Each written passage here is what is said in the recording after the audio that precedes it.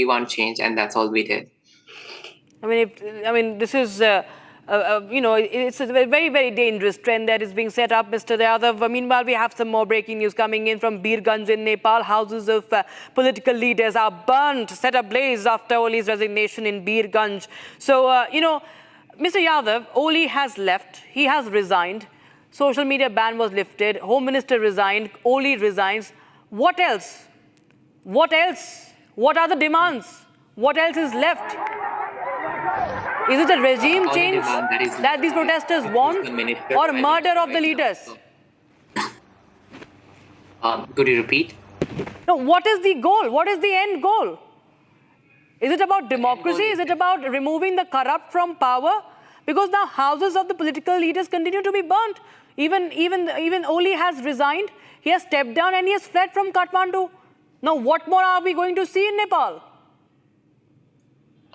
So our major demand was to resign them and to punish them publicly, but it seems like we can't punish right now because they already flew away. But the other demand was directly elected prime minister, and within few hours we might see some update on someone becoming a prime minister, maybe, because we really want someone like Balen Saha to take the lead. He is the only one minister in Nepal that we see who did some changes in the Kathmandu Valley. If you see, the Kathmandu was very dirty before. It turned out to be so clean and professional in these coming days. And you think that it will be a democratic government after such rioting that happens, undemocratic ways being assumed by the protesters, by the citizens of Nepal? This is a very dangerous trend, don't you think, for the future of your country, sir? We never started this. We were doing everything in a democratic way. We fought for our voices. We failed to do so. We stand for our rights. We even fell for that. We had freedom of speech, but government banned all those apps. We didn't have the freedom of speech, and we were trying to peacefully protest. We got shot down the street. We didn't have any democratic rights in the country who is actually a democrat. But if our needs and demands are failed to meet, this is what we do. The years of frustration has finally come out, and people are celebrating it. So I think this is something good for Nepal, but at the end, it is also sad to happen this loss for Nepal. But it's the only thing that our prime minister, the coming prime minister, should be good in our country, and he should rule in a good way. Otherwise, the violence is something that will keep happening in the future. Okay, so you are in fact standing with the violence, as you say that there should be no violence. What we understand is that this situation is now beyond Kathmandu. Now it is now spreading beyond Kathmandu. It is spreading to several other areas in Nepal, Birganj being one case in point where the houses of the ministers are being now attacked and set ablaze. So Nepal is burning, it's on the boil, it's burning, and violent attacks are being reported from across the length and breadth. Meanwhile, we are getting in updates. Nepal Army has issued a statement. I'll just read that out. After the acceptance of the resignation of the Honorable Prime Minister, it is appealed that in the present circumstances there should be no further damage. All the common citizens have been heartily urged to maintain restraint. An appeal has been made to find peace and solution through political dialogue. So Nepal Army's official statement coming in, Mr. Yadav. Now, what would you appeal as an influencer, since you have influence on several of the youngsters? Don't you feel it's time for them to go back home and now there should be a restoration of order in Nepal, or will it continue? Because it seems that nobody is actually even attempting to stop what's happening. Yeah, I believe so. It should come down. Even the videos that I made yesterday and from so many days, it feels so bad when you talk about a corruption or a thing that you are supposed to do in a country called democracy. And definitely, from whatever happened yesterday, it was not really good. So whatever happened today, it's hard to control, but I hope it settles down, and we get to see our new prime minister very soon in a constitutional way. That's all that I want to see right now. But I hope this calms down, this fire and all this stuff. Breaking news we have right now. So solution through political dialogue is being sought by the Nepalese army. As I just told you a few seconds ago, Nepalese army's official statement. Solution through political dialogue is being sought. They want that the protesters now should act they should restrain themselves an appeal being made to find peace through solution, through political dialogue. Now, who is going to represent them? Mr. Yadav, now how is this political dialogue going to happen? Who are the representatives? Because this is complete anarchy. This is not an organized protest. It is a designed protest that is completely visible. It was organized. It was a planned protest for sure. But who is now going to take this resolution forward, if at all they really want a resolution? That is what we all are concerned right now, but the major thing that we demanded for them to resign, which they refused the last night. If you hear the things that they told last night after the protest, whatever happened, even though so many children were killed, the prime minister is still denied from resigning his post. And although the social media was banned, they thought that the social media would lift everything, would satisfy us, but that's not the major thing that we demanded for. We demanded for anti-corruption activity, and the demand was not fulfilled. So that's why today, because anything wasn't fulfilled from our side, so we fired just the houses for ministers and all.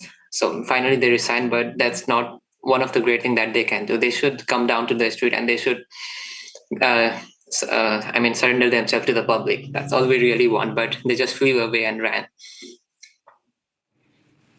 Mr. Yadav, I want to ask you, a while back you mentioned that all that you demanded was a restoration of democracy in Nepal, and you wanted accountability from the Oli government on corruption practices. But my straight question to you is, these visuals on your screen of a student wielding guns. On one hand, as my colleague was saying, they have the Nepal flag in one hand. On the other, they have a gun. They're showing it, they're wielding it up in open defiance against the law and order. Is this, according to you, sir, the definition of democracy? I mean, you do have the complete right to protest. That is your fundamental right. But then, taking law and order into your hand, ministers being openly thrashed on the streets, houses being burned despite the prime minister stepping down. Is this your definition of democracy? No, this is not the definition of democracy. But we have been trying to do everything in a constitutional way from so many years. I already told you about the Nirmala Panta who was raped for more than 4 or 5 years. Her case is not resolved yet. We were trying to peacefully protest, but this thing didn't happen. And they sought us down the street. And also, I told you about the India and China agreement about the trade that happened to be on the disputed area of Nepal and India, that is Kalapani and Lipulek. Our government didn't take any action on that. And after all, our freedom of speech, that was through Facebook, Messenger, and all those apps, all those YouTubes and all the platforms were banned. So it feels like our democratic right was taken away from us. So we were trying to bring down the democracy, but it didn't work in a good way. And they even sought us down the street. So this is what they get to see today. And I think this is something that is good because we wanted change and now we are having it. But slowing down would take time, but this is a very good thing that happened. Okay, just stay on with us. We have visuals. Okay, we need to see this, viewers, how the ministers are thrashed. Okay, he's very much injured. He's critically injured. He's an old man. He's critically injured.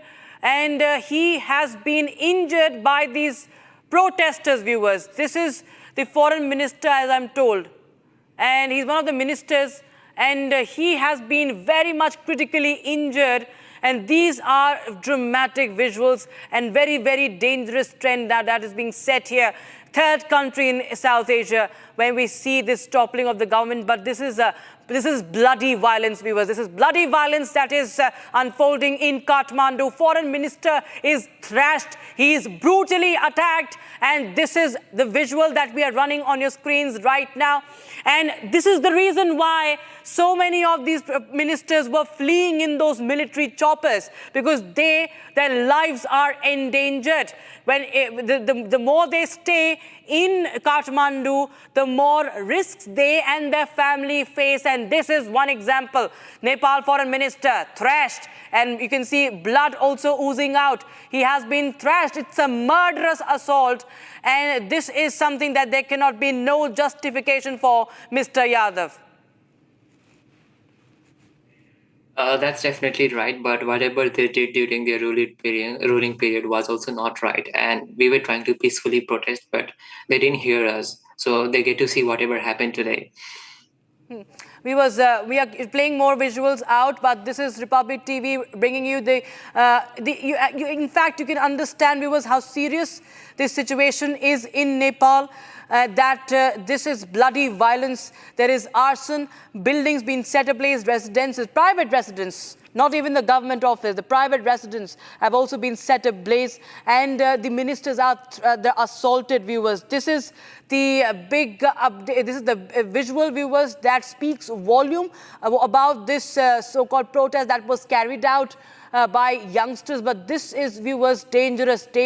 On one hand, you can see the finance minister is kicked. He's chased away and he's kicked in broad daylight in the middle of the street. And on the right side, you see the foreign minister being thrashed. He is being assaulted. He is injured. He is taken out from that building by people, and he is running for life. All the ministers are fleeing from Kathmandu. KP Oli Sharma steps down, succumbs to the pressure, succumbs to the deadly violence, and he steps down, he surrenders, he succumbs, and he flees Kathmandu. Where, we do not know. Maybe Dubai. Maybe he has sought asylum in Dubai. But this is the state of affairs, viewers. Nepal government has fallen. KP Oli Sharma's government has fallen. And army is now seeking a peaceful resolution as the situation goes completely out of control. Army was called in yesterday, viewers, remember. But the violence, the bloodshed continued. Deaths continued. The death toll continued to rise. We do not know how many have been injured from the protesters' side. Even the security forces have been injured. Stones have been pelted towards them. Firing has also been reported in Kathmandu. And now we see the ministers are chased away. They are attacked. They're brutally assaulted. They're brutally attacked. And it's a murderous attack. And it's an attempt on their life, viewers. We continue to closely track updates coming in from Kathmandu. We'll slip into a very, very short break, but we'll be right back with our blanket coverage on what's happening in Kathmandu as Nepal continues to burn for the past 36 hours.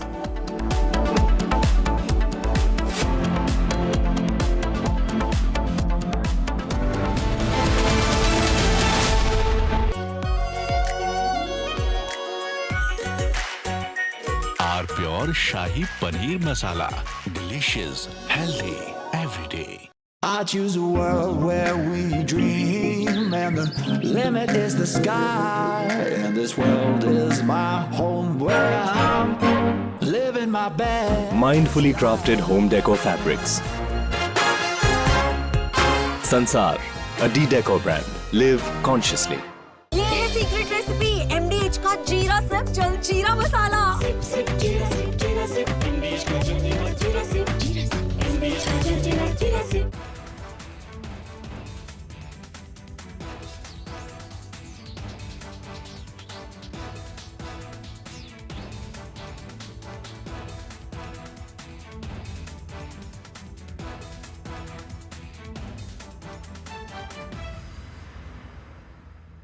Yesterday, a coward decided to take our 8-year-old son Fletcher away from us. Because of their actions, we will never be allowed to hold him, talk to him.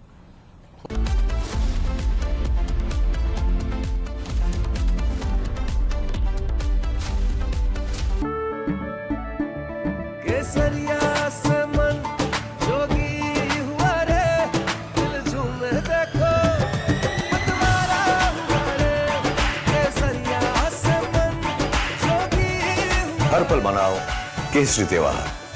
विमल, बोलो जुबान केसरी। Are pure सूजी pasta उबालो मिलाओ और खाओ 8 minute में तैयार। क्या टेस्ट है सबका राजा R pure masala. Yeah, we didn't want to bring out the big charts because it had no chance of standing. Fortunately, we came armed with a little smaller chart. So it's 67%, so we're going to be charging a discounted reciprocal tariff of 34%, I think.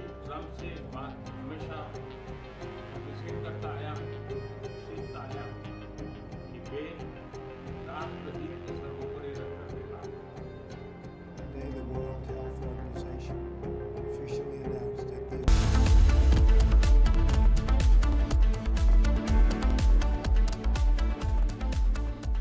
Are pure सूजी pasta उबालो मिलाओ और खाओ 8 minute में तैयार। क्या taste है सबका राजा R pure masala. QS and THE, the world's foremost university rankings organizations, have ranked Amity amongst the top 3% universities globally, making it among the very few Indian universities to be included in both rankings. Yet another top ranking for Amity University. आधे bowl दही में 4 चम्मच MDH चटनी पुदीना मसाला डाला, stir करो, पुदीना चटनी तैयार। MDH चटनी पुदीना मसाला। MDH केसरिया से मन जोगी हुआ रे, दिल झूमे देखो मतवारा हुआ रे। केसरिया से मन जोगी हुआ। हर पल मनाओ केसरी त्योहार। विमल, बोलो जुबान केसरी। आर प्योर सूजी पास्ता, उबालो मिलाओ और खाओ। 8 मिनट में तैयार। क्या टेस्ट है सबका राजा, R pure masala.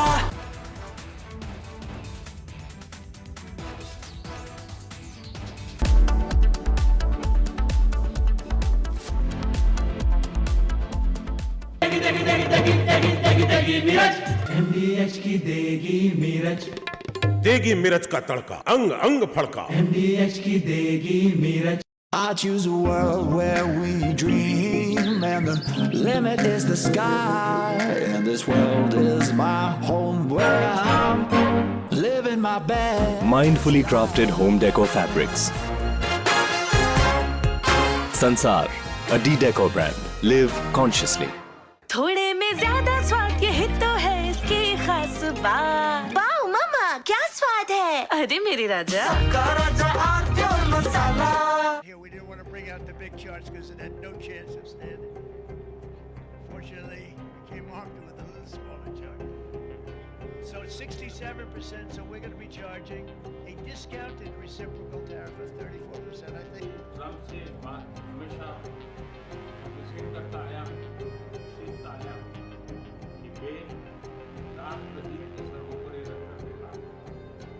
Today, the World Health Organization officially announced that this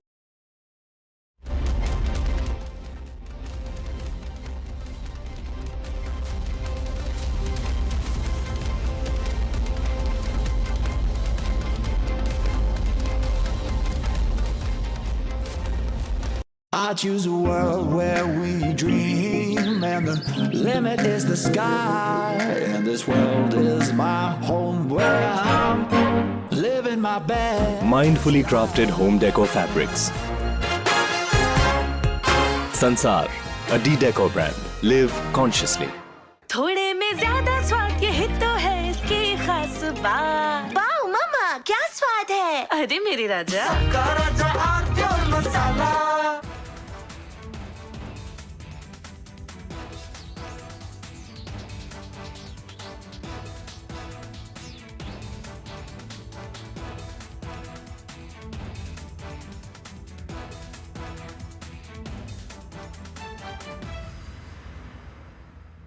Yesterday, a coward decided to take our 8-year-old.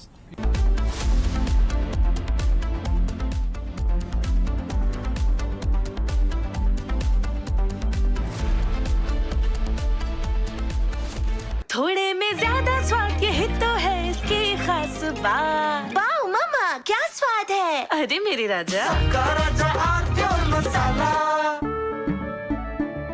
केसरिया से मन जोगी हुआ रे, दिल झूमे देखो मतवारा हुआ रे। केसरिया से मन जोगी हुआ। हर पल मनाओ केसरी त्योहार। विमल, बोलो जुबान केसरी। अब छोलिया हो या लोबिया, सब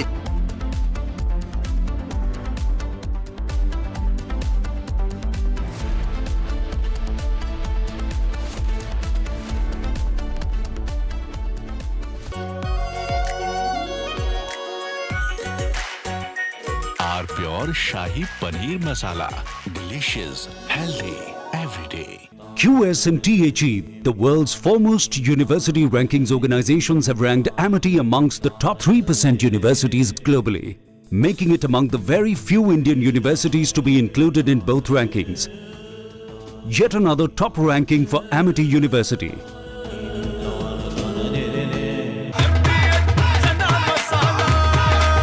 अब छोलिया हो या लोबिया, सफेद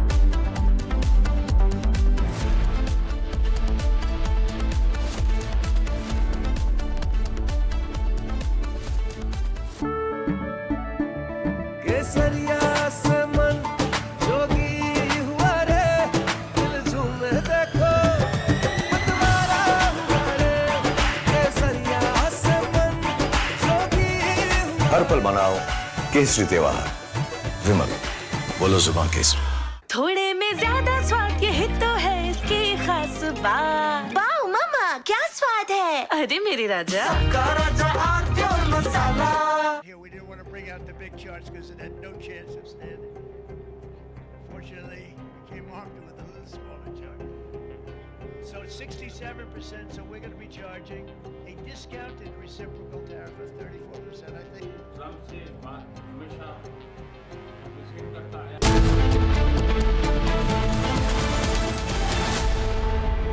दादी के हाथों का जादू और खुशबू से महकता घर, माँ की मुस्कुराहट और खाने की सुगंध। MDH गरम मसाला, क्योंकि हर रिश्ता है स्वाद से जुड़ा। I choose a world where we dream, and the limit is the sky. And this world is my home where I'm living my best. Mindfully crafted home decor fabrics. Sansar, a decor brand. Live consciously. Are pure सूजी pasta, उबालो मिलाओ और खाओ।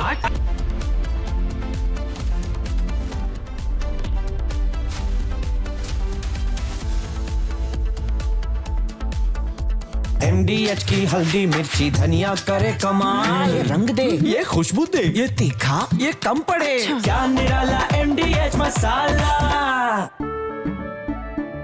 केसरिया से मन जोगी हुआ रे, दिल झूमे देखो मतवारा हुआ रे।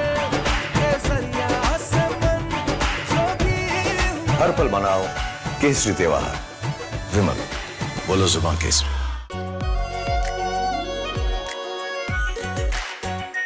Are pure shahi paneer masala, delicious, healthy everyday.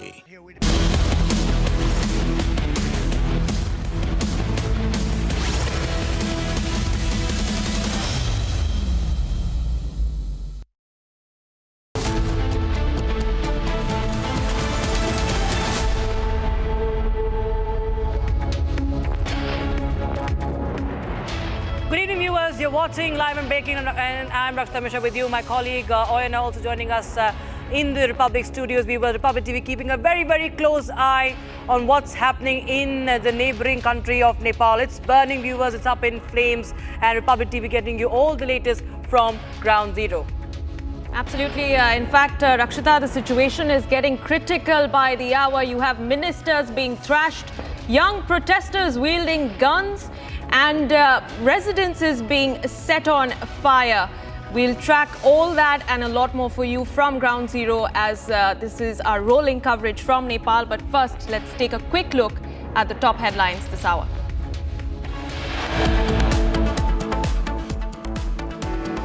Coup complete in 2 days. Nepal Prime Minister KP Oli steps down. New Prime Minister to be announced soon.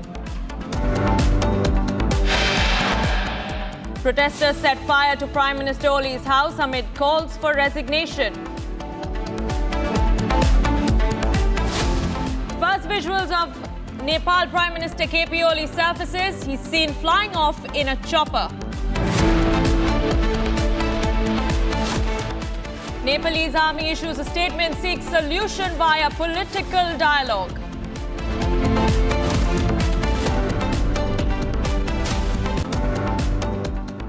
Protesters chased and thrashed ministers in Nepal. Ministers take shelter in army barracks.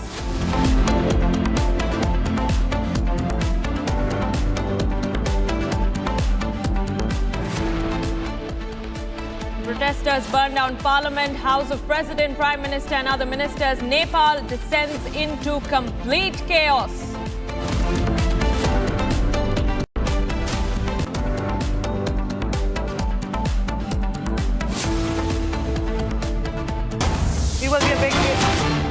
breaking news coming in right now. Viewers, ministers being attacked in Nepal, and you can see the bloody violence that has unfolded in Nepal. The minister has been beaten up, viewers. This is the update we are getting in right now. After Nepal Prime Minister KP Oli has stepped down, now we see the finance minister. Okay, we corrected that. It's the finance minister that has now been beaten up, and he's bleeding. You can see he's been taken away by those from those around him, his associates, and it's complete breakdown of law and order. This is bloody violence, viewers. The murderous assault on the ministers of those who are in charge of the government in Kathmandu. His wife, you can see, she's also rushing away, and this is a very, very dangerous situation that's unfolding in the neighboring country. Viewers, after 36 hours, we see that the KP Sharma Oli government has fallen. The coup is complete in less than 2 days, and the ministers are being thrashed. They are being kicked in broad daylight in the middle of the road. They are attacked and they are bleeding, viewers. There you have the visual coming in from that from Kathmandu, viewers. That's the breaking update we have as we try and get you more updates. Surendra Puyal is joining us live on the broadcast. Surendra, we see that violence still continues even after Oli's resignation. Now the foreign minister, several of the ministers, their associates, all of them are being attacked, and it's a brutal assault. Yes, indeed. Very unfortunate and very, anarchy crowd that continues to, rule the streets of Kathmandu even now.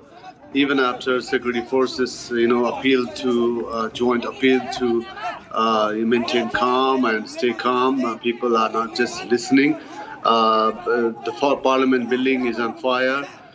Even Supreme Court has been, set alight right now and just now. And even most government offices are under attack. And the appeal for calm has fallen, as of now, on deaf ears.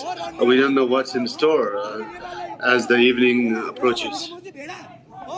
Surendra, I want to ask you, with what we've seen unfolding in Kathmandu and now several other parts of Nepal over the last 24 to 36 hours, seems like ex-Prime Minister KP Oli had little choice but to step down. But the question now is, how long before we can sense some sort of normalcy returning in Kathmandu? Because essentially the demands of these protesters have been met with.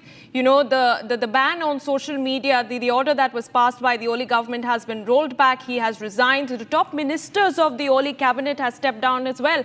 How long before we can expect these riots to stop and for these protesters to head back home? Evening. Let's wait until the evening when an all-party meeting was expected, but I don't know how things will, go ahead in such a tense situation, and how, good sense will prevail among those meeting and among the protesters. There are no clear leaders of the protesters, but one person on the forefront is Kathmandu Mayor Balen Saha, who actually, extended solidarity for the movement. And now he is demanding that the parliament be dissolved before any negotiation begin. So, all kinds of steps are, being taken, and all kinds of ideas are being floated. Nepal is in a complete state of complete confusion right now. It will take some time before we know what's going to happen next. Has the army taken full control, or is the army take over next? What can we say right now? Because the army has also made an appeal for peaceful resolution, Surendra.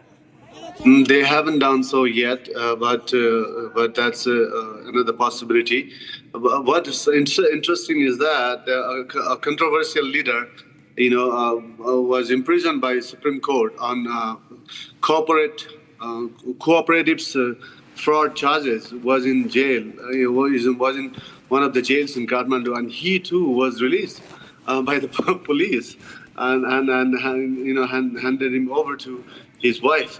So this is very dramatic, absolutely dramatic, and half the city looks like half the city is on fire, with major buildings, still smoldering with smoke billowing overhead. Right, Surendra. Aina, we're getting an update also. Surendra, just stay on with us. We have an update from the Indian Embassy. We have the advisory also being issued by the Ministry of External Affairs. If you could just read that out, Aina. Yeah. Okay, we have some breaking news meanwhile. We'll just get you that update. But we have Indian nationals being stuck. This is the breaking news we have right now. 70 plus passengers from Jackson, Mississippi and surrounding cities, USA. Okay, USA citizens, Indian citizens are currently stuck at the airport. We have visuals of the same. Indian nationals are now stuck given the situation right now. The airports are shut, remember. International airport has also been shut. The Tribhuvan International Airport has also been shut down. And it's in the control, under the control of the Nepalese army. And now we see the Indian nationals, they are stuck. And there's complete state of chaos there. Nepal Airport. Hello, we are at the Nepal Airport. We are stuck at the airport in Kathmandu because of the crisis going on at the time. We're here at the airport for the last 4 or 5 hours. We're trying to get out of here. We need help. We're seeking help from our U.S. Embassy in Delhi to get us out of here. Please help us. Please. Thank you. Hello, we are at the Nepal Airport. We are stuck at the airport in Kathmandu because of the crisis going on at the time. We're here at the airport for the last 4 or 5 hours. We're trying to get out of here. We need help. We're seeking help from our U.S. Embassy in Delhi to get us out of here. Please help us. Please. Thank you. Hello, we are at the Nepal Airport. We are stuck at the airport in Kathmandu because... All right, in fact, we have some breaking news coming in. This is on the advisory issued by the Ministry of External Affairs. But before we go to that advisory, let's bring you these latest visuals that are coming in from Kathmandu. Right, these are visuals coming in, viewers, from Kathmandu as the government buildings continue to burn, and you can see the police vehicle is also on fire. The Nepalese police van has also been set ablaze by these arsonists, these rioters. Latest visuals coming in from Republic TV. There you have the building. They have gone inside, they've breached it and burnt everything they could from inside to outside. Everything dismantled, kicking it, breaking through, burning it, whatever they could do to spell destruction on the government buildings. Even the Prime Minister's, the former Prime Minister, I would say now the private residence of KP Sharma Oli also was burned down. The Parliament was burned down, and I think this is the Parliament building. First pictures on Republic TV.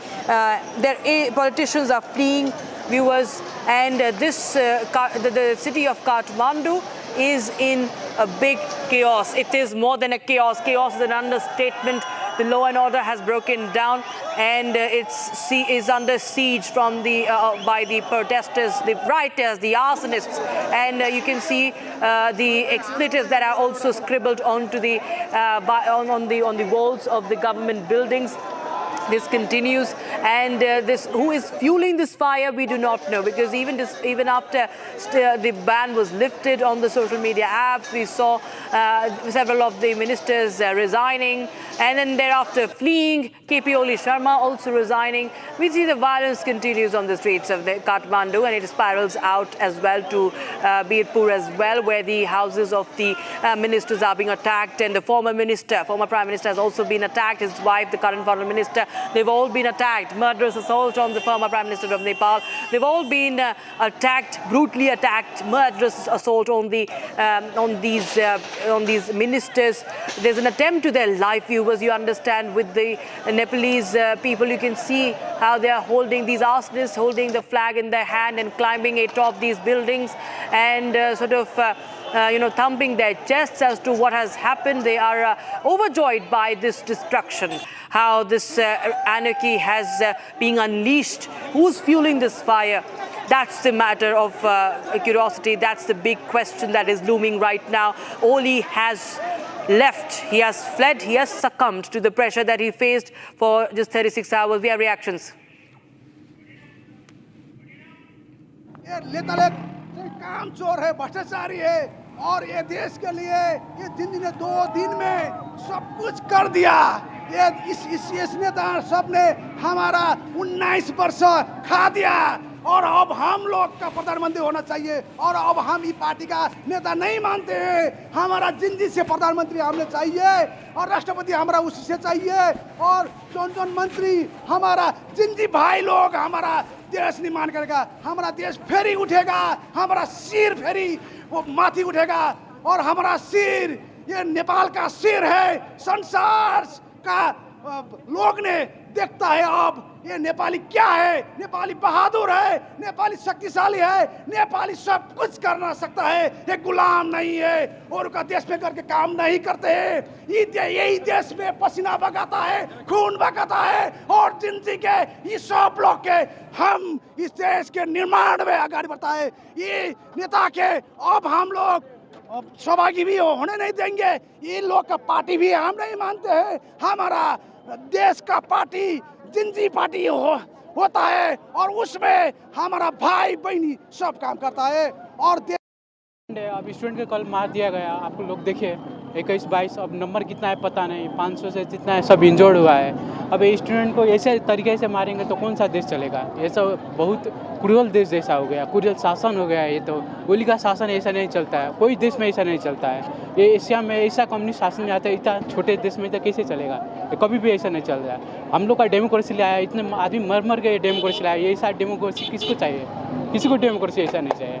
आप लोग देख रहे हैं संसद भवन कितना जल रहा है। यहीं पर नेता लोग अपना भ्रष्टाचारी लुकाते हैं, बैठते हैं। अब क्या हो रहा है देखिए, आज सभी नेता लोग का घमंड तो टूट ही गया है ना, आप लोग भी देख रहे हैं। जैसे आप लोग देख रहे हैं आज हमारे नेपाल में संसद भवन में पूरे जनता ने मिलके, जेनजी ने मिलके आज आग लगा दिया है। कल नेपाल पुलिस ने जितना ज्यादा किया है ना, कल कमती में 19 लोगों को, स्टूडेंट को नेपाल पुलिस ने गोली मारा, चुन के गोली मारा। उसने गोली मारने का एक तरीका होता है ना, गोरे मार के उसे घायल कर देने का, पर वैसा नहीं किया उसने सीधा यहाँ पर मारा है, डायरेक्ट वो मर गया है। और ये सरकार ये जो हुआ है ना, ये इतना कुछ ये सोशल बैंडिंग के लेके नहीं हुआ है। हम लोगों को चाहिए यूथ लीडर चाहिए। अब हम लोग परिवर्तन खोज रहे हैं। ये बूढ़े लोग है ना, ये बूढ़े जब लीडर है ना, वो हम लोग अब वक्त हो गया है, अब नहीं चाहिए, हमारा यूथ चाहिए। अब सब जेनजी का मांग है youth. My name is Akash Yadav and I am from Apex College. So you are a student? Yeah, I am a student. So how is this scenario here in the parliament after the Prime Minister fully has resigned? It's too much.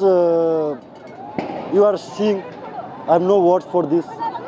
All the people of our countries and youth with the students are coming here for protest, and finally they ran out of country.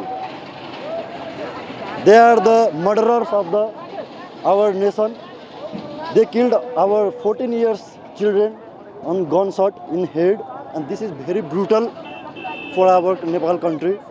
And I hope that now coming next PM will be good as well as by seeing this scenario. And I would like to say that please जनता हामी एक भएर यसरी नै जाउँ हैन। जसले जस्तो गर्छ त्यसलाई त्यस्तै देखाउँ, लखेट्नु पर्छ, नभए हाम्रो खुन चुसेर हामीलाई नै मार्छन्। So the Prime Minister also has resigned. Yeah, he should. He have to.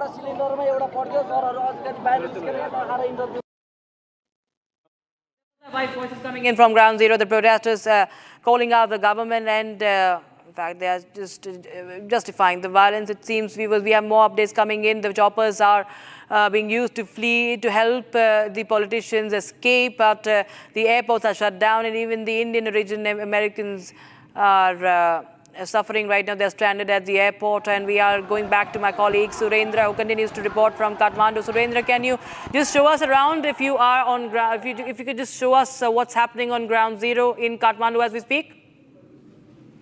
I can see smoke, billowing in North Kathmandu, near where Deoba residence is located. That side is filled with smoke. If you could just Also, pan the central camera, Kathmandu, Surendra. If you could just there's show a lot us, of smoke. what are you seeing? Just Kathmandu is, filled with smoke right now. If you can see that side, there's a lot of smoke. That's where Deoba's residence is located, north side of Kathmandu, and a helicopter just flew over. It's going north. Even the crowd was, the protesters were so angry that they even tried to, assault former Prime Minister Serbati Deoba and his wife, Foreign Minister Arju Deoba, were attacked. Not a very nice, thing to see. He was covered with blood, and Deoba's body, face and everything, and he was attacked, and it's not a nice sight. He's a senior citizen after all. And then there are smoke, the smoke-filled neighborhoods all around me. This side also, there's some smoke. That's where the Prime Minister's residence, official residence is located, and commercial complexes are located. So that side is also filled with smoke. Behind these trees is Parliament somewhere, and that sky is also there, also filled with smoke. So nobody knows. It's complete confusion as of now. Nobody knows what's going to happen, who is going to be the new leader of this country. It's completely leaderless. And Kathmandu mayor, who supported these protesters, has come Surendra, just forward. stay on with us. Surendra, just stay on with us. We have visuals coming in now of politicians fleeing in military choppers as the airports remain shut for civilians. We see that the choppers are active in Kathmandu's airspace and at the Kathmandu airport.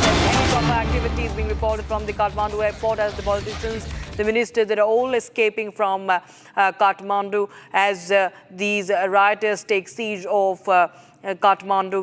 We have the latest visuals coming in from the airport. You can see these military choppers being parked there, and we just saw one of the visuals we showed you a while back where KP Oli Sharma was also boarding one of the military choppers. He fled from Kathmandu, and several of the other ministers following suit. They continue to flee from the airport via these choppers, while there are, of course, Indians and many other travelers who remain stranded. The airport activities for the civilians is shut. We see that Indian government has also issued an advisory, any travel to Nepal, asking Indian nationals to remain indoors, and emergency phone numbers have also been issued for Indian viewers, the Indian citizens in Nepal. Parliament was set ablaze today. We saw many other government buildings set ablaze. Nepal continues to burn. The government has fallen within 36 hours, and now we see these politicians who have now succumbed to these rioters, the arsonists. They are now fleeing from Kathmandu with the military choppers, and there is, of course, a grave threat to their life. We've seen one of the former prime ministers being attacked brutally. He was bleeding, and he was taken away. He was being rescued by his associates, and we'll try and get you more updates. I think there are some more reactions coming in. Okay, Surendra is back with us. Surendra, the airport is now only active for these politicians, it seems, and they are now fleeing using the military choppers. What's really happening? What are you picking up in the latest update? Actually, they have not fled the country. The airport remains shut for now. But then the helicopters are, transporting them to safer areas, and these are army helicopters, so they are being transported to safer areas depending on which area is safe. So only they know where they are, but they haven't fled the country. They are somewhere in Kathmandu. They are meeting, and I can see very thick smoke, billowing in the Prime Minister's residence area. I can't confirm whether that's the same building or something else. There's a lot of smoke that side. Yes, just show that. Just show that to us. Yes, okay, that's the smoke. We see Kathmandu continues to burn. Surendra is just telling us. Yes, Surendra, please carry on. So there's a lot of confusion as to what happens next. So next 24 hours are going to be crucial, and any decision Nepal will make will be made within that period, I imagine. But again, the big question remains. Will that guarantee peace, stability, and economic progress and good governance in Nepal? The big questions remain, however. Yeah, that's a big question because we saw similar, playbook in Bangladesh, Surendra, and it hasn't really bring in any benefit to the people of Bangladesh. We have some more breaking news. Meanwhile, viewers, we have update coming in from India. Ministry of External Affairs issuing a fresh travel advisory for Nepal, saying do not travel unless absolutely necessary. Do not travel to Nepal unless absolutely necessary. Do not go out of your homes. This is the advisory from New Delhi for the Indians in Nepal, and for those who are planning to go to Nepal, they have been cautioned against traveling to Nepal. Oyana. Yes, Rakshita, this is a fresh advisory that has been issued by the Ministry of External Affairs. India, in fact, earlier had also issued a statement this morning saying that they are monitoring the situation very, very closely. This, as we also understand, that several Indians are also stuck in Nepal. They've appealed to the government of India to repatriate them, to take them out of the situation. As the chaos, the scenes that have been unfolding in Nepal gets critical by the hour. India, of course, monitoring the situation very closely, while we have absolutely no clarity as to whether the formation of a new government hours after KP Sharma Oli steps down essentially guarantees the restoration of peace. Surendra, our colleague, continues to be with us live from Kathmandu. Surendra, give us a little bit more context about where exactly you are. Tell us how far away are you from the parliament. Earlier we saw those very dramatic visuals of the parliament premises being set on fire, security being breached. How is the police deployment like? And do you at any point sense, any sort of, any sense of restoration of normalcy? Do you see it happening in the near future? Not as of now. Actually, even now, you can see a helicopter flying north from south. So helicopters are doing sorties and they are busy transporting officers, I imagine. And then there are violence.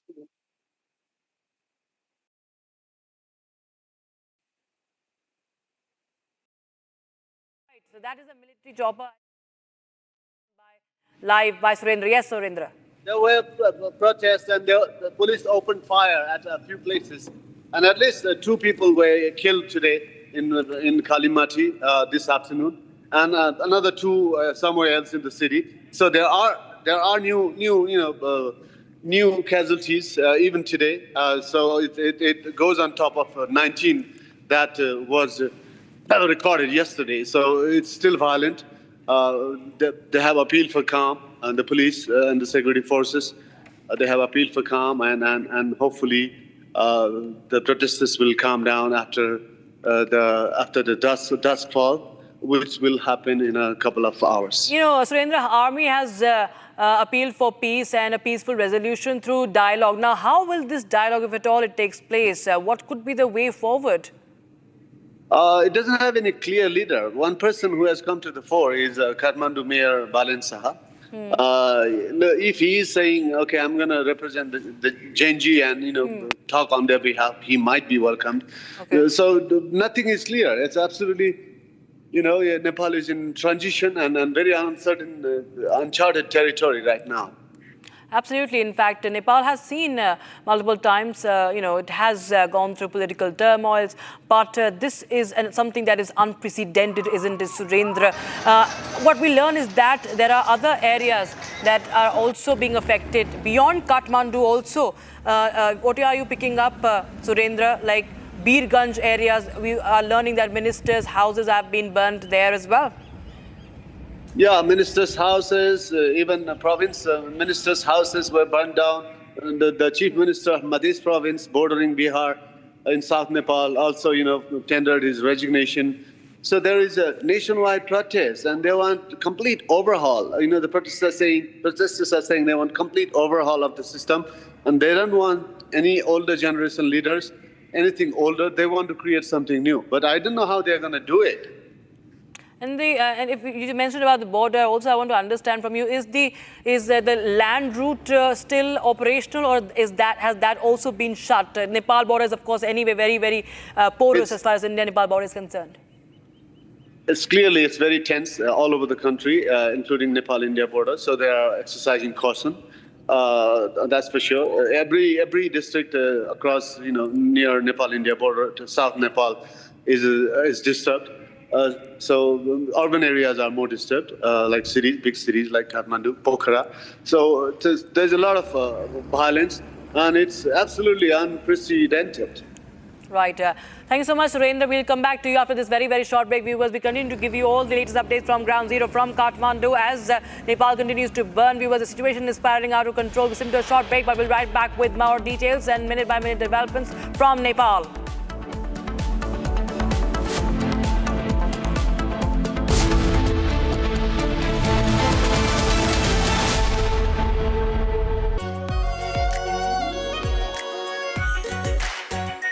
Our pure Shahi Paneer Masala.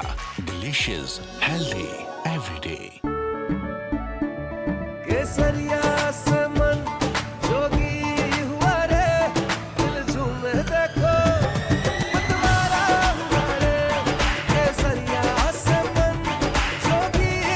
हर पल मनाओ केसरी त्योहार। विमल, बोलो जुबान केसरी। ये है secret recipe MDH का जीरा SIP जल जीरा मसाला। सिप सिप जीरा सिप MDH का जल जीरा सिप MDH का जल जीरा सिप।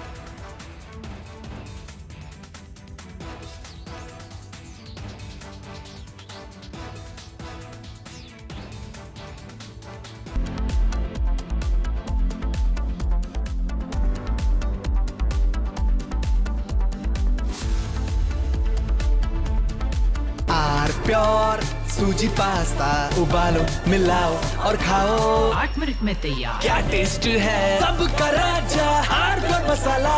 इसको घर पे लगाओगे तो शादी का तो पता नहीं, पर घर पक्का नहीं टूटेगा। रुंगटा नहीं तो घर स्ट्रॉन्ग नहीं। रुंगटा स्टील TMT बार एकदम सॉलिड। पहाड़ों में एक हाइकिंग स्टिक भी बन सकती है।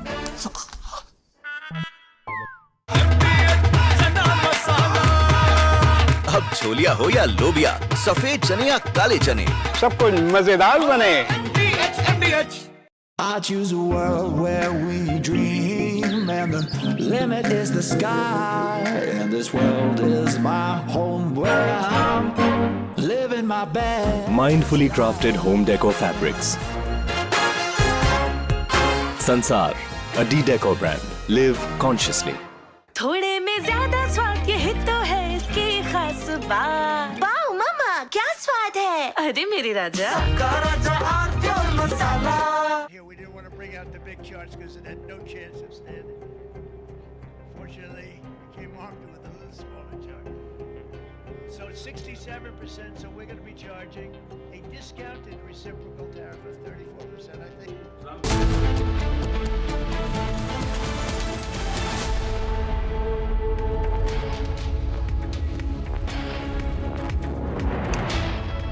Very good afternoon, viewers. You're watching live in Baking and Bubble TV. Continues to report live from Kathmandu. We get you each and every update as Kathmandu is burning. The situation is completely out of control, viewers. The Nepalese Prime Minister KP Sharma Oli has succumbed to the pressure, succumbed to the rioters, and he has fled Kathmandu after tendering his resignation. And reports suggest that his resignation has been accepted. We will confirm that in just a bit, viewers, but we will get you more updates as we keep a close eye.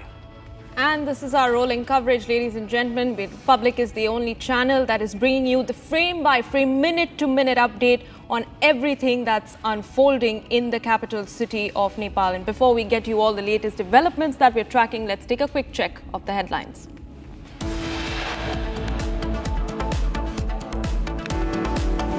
Coup complete in 2 days. Nepal Prime Minister KP Sharma Oli steps down. New Prime Minister to be announced soon.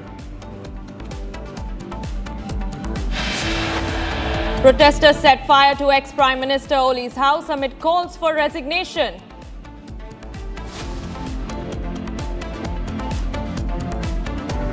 First visuals of former Nepali Prime Minister KP Oli surfaces. He's seen flying off in a chopper.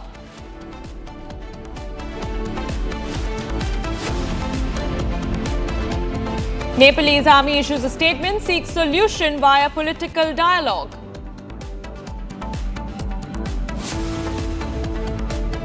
Protesters chase and thrash ministers in Nepal. Ministers take shelter in army barracks. Protesters burn down parliament, house of the president, ex-prime minister and other ministers. Nepal descends into complete chaos.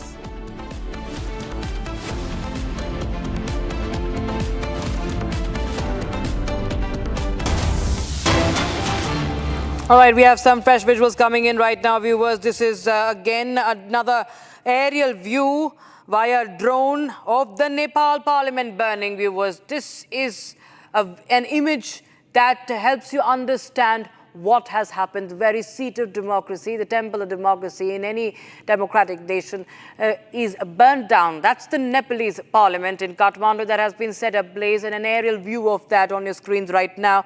It's a drone shot of the Nepalese parliament burning down, and it continues to burn. It's up in flames and huge plumes of smoke billowing from that parliament building.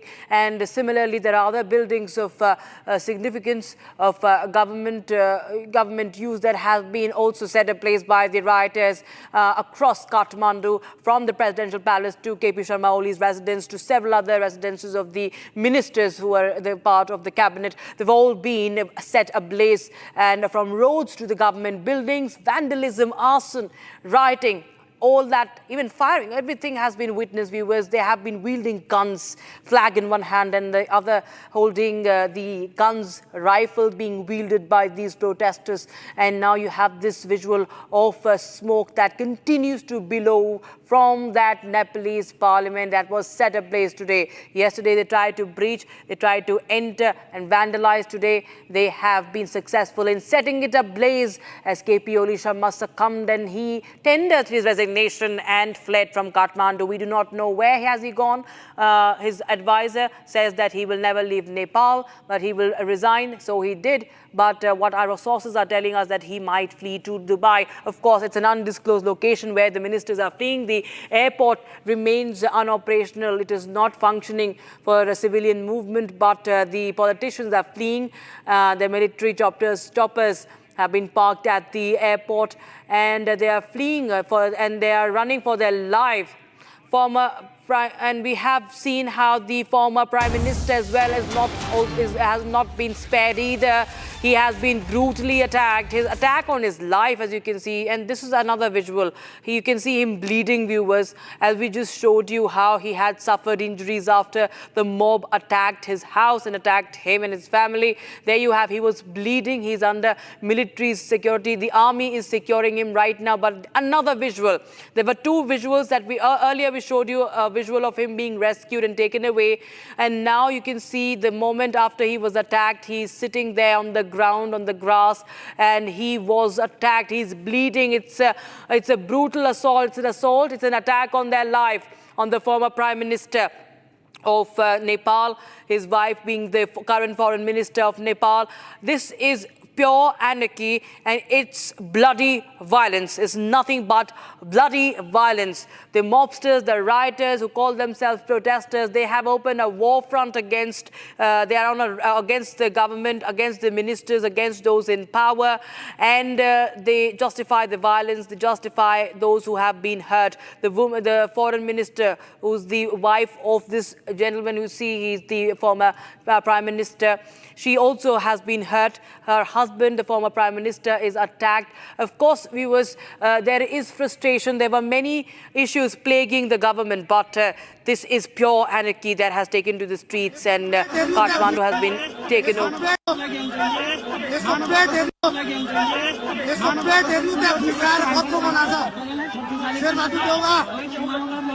जिउँदो लास भएर त्यहाँ भतपति खोलेर बसिरहेछ त्यो घर जलिरहेछ अब बापको धुरीबाट कराउँछ नि अनुहारै न अनुहार छ होला कस्तो चालीको यो त्यसरी मारे त बच्चाहरूलाई बच्चा मार्ने विद्यार्थी मार्ने.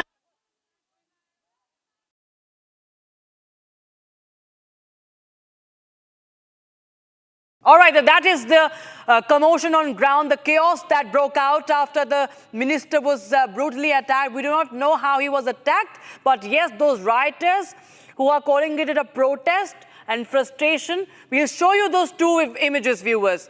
You understand the blood and gore that is unfolding in Kathmandu, viewers, in the name of restoring democracy.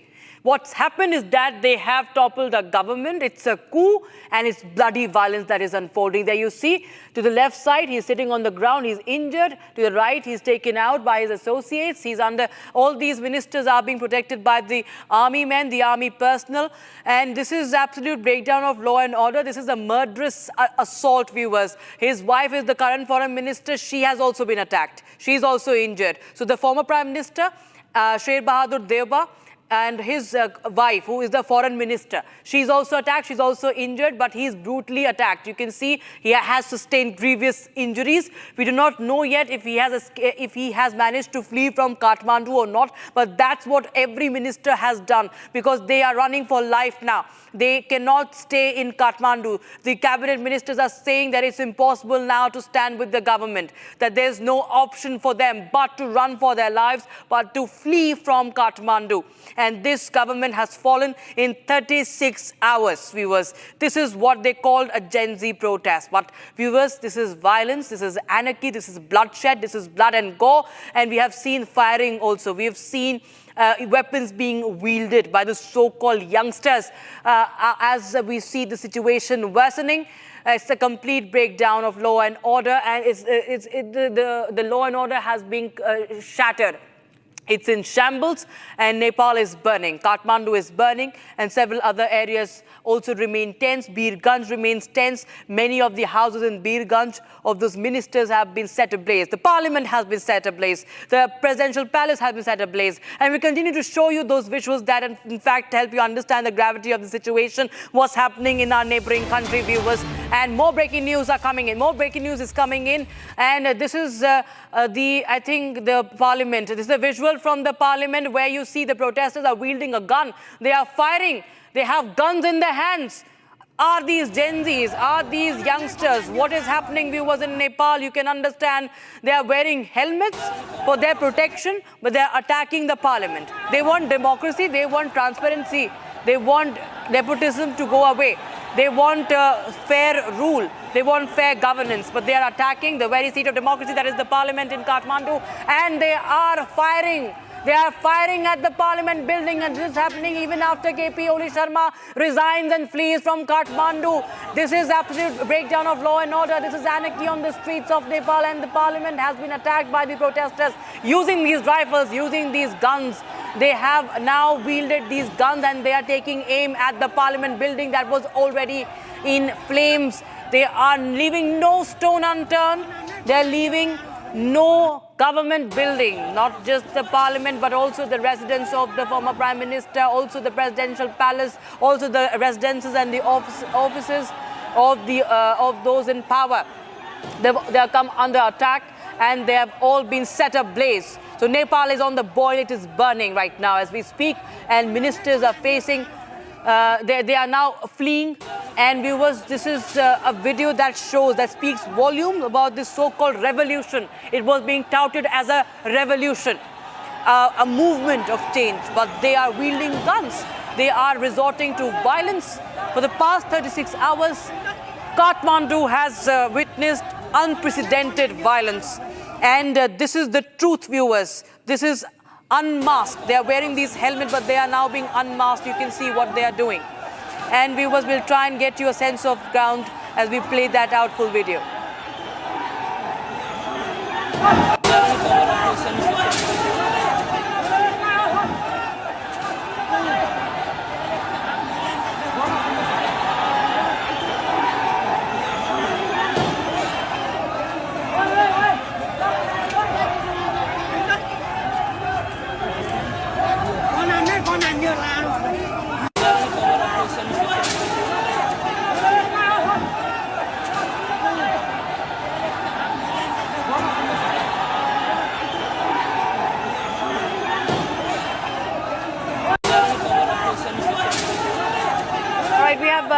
strategic affairs expert and defense expert, Major General D.D. Bakshi joining us. Very good afternoon to you. It's not at all a good afternoon in Nepal, it seems, because what had been touted as a revolution, sir, has been now captured by the anarchists. This is the third country in South Asia where we see a coup, toppling of a government via violence. The playbook is the same, that of Bangladesh, sir. These protesters are now wielding guns. Nepal is burning. The playbook is there, but who gave their opening to these people? Right? I have been warning for years now that KP Oli is extremely unpopular in Nepal. He is a kleptomaniac. He is a chore with a capital C.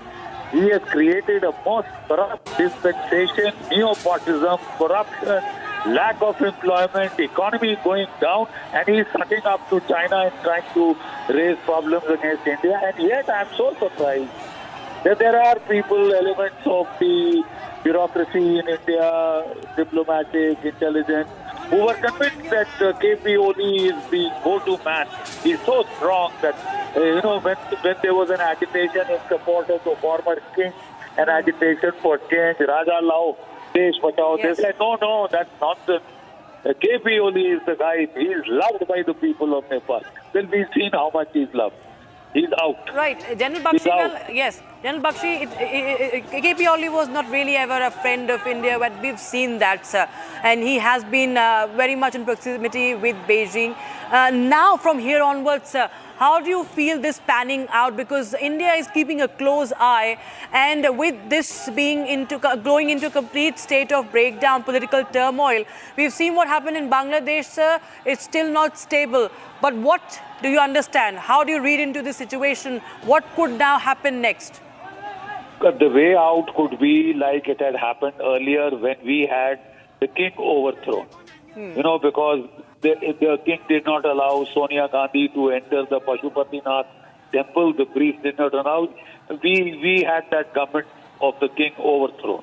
We scored the biggest self-goal by getting in these Maoist communists. So what is the way forward?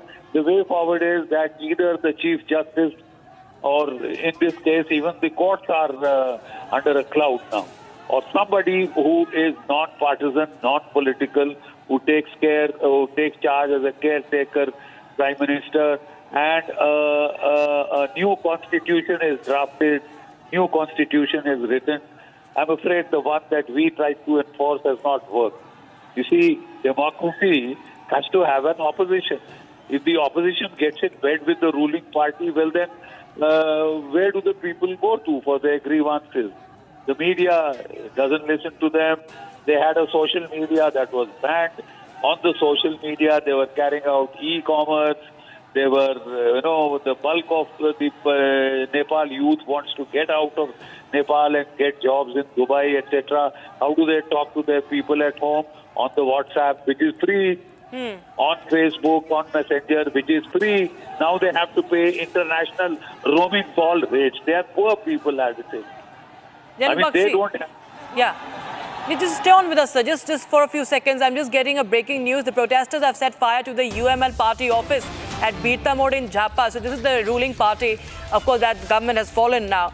The party office has been set on fire. Fresh visuals coming in on your screens, viewers. So this complete state of anarchy, and you can see this is inside visuals. Okay, I think this is the UML office. Yes, this is the party led by KP Oli. This is KP Sharma's party. And that has been inside. These are the visuals coming in from inside, and that's the breaking news coming in. We will try and get you more updates coming in on that story. Parliament has been gutted, and now these are visuals from inside the office of the UML, the Communist Party. These are inside visuals. You can see the photographs of the leaders are being thrown away. They are being broken down, and this is. You can see the violence is completely taken over. Violence has completely taken over Nepal, and inside visuals coming in from Birta Mode in Jhapa. This is the update we are getting in right now from Nepal. Viewers, from the parliament to the state buildings to other district offices to even KP Oli Sharma's party. This is all been broken down. These are visuals coming in from one of the government buildings. Viewers will just tell you more about this, but this is the update we are getting in right now from Kathmandu. Viewers, this is happening as we speak, and more dramatic visuals, dangerous visuals, viewers. This is dangerous. This is a trend that is dangerous in South Asia that we are witnessing right now. The regime change has been now completed, but we do not know what's next in store for Nepal. Coup is completed in 2 days, and this is another building that is burning. I think this is the UML building that is burning right now in Jhapa. Yes, this is the UML building that is being set on fire in Jhapa, one of the areas in Nepal, and it has been now set on fire by the arsonists, and that's the breaking news we are getting in, that we are getting right now. It is in Birta Mode. Meanwhile, you see another visual from the parliament, I think, or the presidential palace, where this the party flag is being taken down. This is another visual that has gone viral on social media, viewers. This flag is being taken down, and we continue to show more updates as the army also is not really able to take control of the situation. The former prime minister is being attacked so grievously that he is bleeding. His wife, the foreign minister, is also injured. She's a woman minister. She is also not spared in this by the mob. The woman is also not spared. She is also injured, and this is now going completely out of hand. You can see protesters are dancing, they're making reels, and we'll try and get you more updates. The former prime minister is not even spared, as I was saying earlier, by the mobs, and they are all being attacked. And how, viewers, they are it's an attempt on their life. If you see how he's bleeding, the former prime minister Sher Bahadur Deuba, and his wife, who's the current foreign minister, she's being attacked. And the army personnel are surrounding him for his security, and he is being rescued as well. But he has been grievously injured, critically injured by these mobsters. Is this the democracy that they are fighting for? Is this the revolution that they wanted to, in fact, take up? That they attack the ministers and, in fact, also take an attempt on their life, on a woman minister, and mob attacking the former prime minister, the former ministers, the current minister. They are all running for lives. They are all running for their lives, and they have most of them have fled Kathmandu. Is what we have learned, viewers, and it's the biggest attack on democracy in the democratic building, the very seat of democracy. The parliament building has also been up in flames. It's still burning as we speak, from inside and outside. It's being vandalized, ransacked, and it is attacked using the rifles also, not to forget. Weapons are being wielded in broad daylight. Weapons are being wielded and being used. The wife of former prime minister has been set on fire. All right, that's the breaking news we have right now. The situation is completely spiraling out of control. The wife of former prime minister, it's an attempt on her life. She was set on fire. As per Nepalese media, that's what we are learning, viewers. The wife of former Prime Minister Jhalanath Khanal, another former Prime Minister, he has been attacked and his wife set on fire. She was set on fire, as we are learning via Nepalese media. We are quoting, we are citing Nepalese media as we tell you what has happened with one of the wives of the former Prime Minister of Nepal. And this is another video of the firing. You can see these weapons, and not one, but more of them. You can see they are wielding weapons, not one, but two, but more of them. At least three I can see in this very video from this vantage point. This man who is now taking aim at the parliament building that continues to be up in flames. The smoke is billowing from this parliament building in Kathmandu, and they are now firing at the parliament. They call the Oli Sarkar, the Oli government, Akila government, but they are now attacking the ministers. They are brutally assaulting them. And as per Nepalese media, one of the former prime ministers, his wife has been set on fire. Viewers, this is absolute breakdown of law and order. And Supreme Court has been set on fire. Media channels have been set on fire. Media houses have been set on fire. The Supreme Court, not just the temple of democracy, but also the justice system. You can see what's happening on the streets of Parliament. I think these are, scenes that are worse that we've seen in the longest time. In Bangladesh also, we've seen a similar trend. We saw what happened, but this is, viewers, completely out of hand. This is not even in the hands of army, it seems, because they are busy helping the ministers escape from Kathmandu. The Supreme Court is now set on fire by the mobsters. The Supreme Court is set on fire, Media House set on fire, Parliament set on fire, Presidential Palace set on fire. The flag has been removed, and now they demanded the resignation of KPO Sharma Oli. But despite that, we see that arson and violence and attack on ministers continue. They are running for their lives. They're fleeing fleeing via the military choppers, and they are running away. They're running for their lives. Supreme Court set on fire. In the latest, viewers, many other areas, not just Kathmandu. This is, in fact, moving ahead. This is expanding to other areas, the border areas. India shares a border, remember, with Nepal, Uttar Pradesh, Bihar. They all share a border with the Nepal. They are all tense. Those areas are under alert. This is the visual, viewers, Republic TV getting you first visuals from Kathmandu. This is the Supreme Court in Kathmandu. The top court, the apex court of Nepal, has been set on fire by the people, by the mobsters. Nepal's Supreme Court is up in flames. It's going up in flames. It is all burnt out. It's a charred building. From the Parliament to the Supreme Court, it's all burnt down. It's all burnt down by the mobsters. Complete chaos, and it's only ruckus and arson and even murderous attempts being made by these mobsters on the lives of the ministers and the former ministers. Viewers, this is the update we have right now. This is a very, very dangerous trend that is being witnessed. The third such country in recent times, viewers, in South Asia, where we see a government is toppled after violence takes over. After violence, arson, rioting is unleashed on the streets. And this is happening now as we speak in Kathmandu. Supreme Court is set on fire, viewers. This is a building that is of importance, utmost importance in any democracy. Be it the Parliament and be it the Supreme Court, the media houses, they've all been attacked. They've all been burned down, charred buildings. These are charred buildings now. This was once the Supreme Court of Nepal. You can see the vehicles also parked outside these buildings. The Supreme Court up in flames. And this is something that is very, very dangerous. We do not know the death toll now because it is rising. It is rising. The mobsters have taken to the streets and they have burned down, they have attacked whatever they could see, whatever they could use.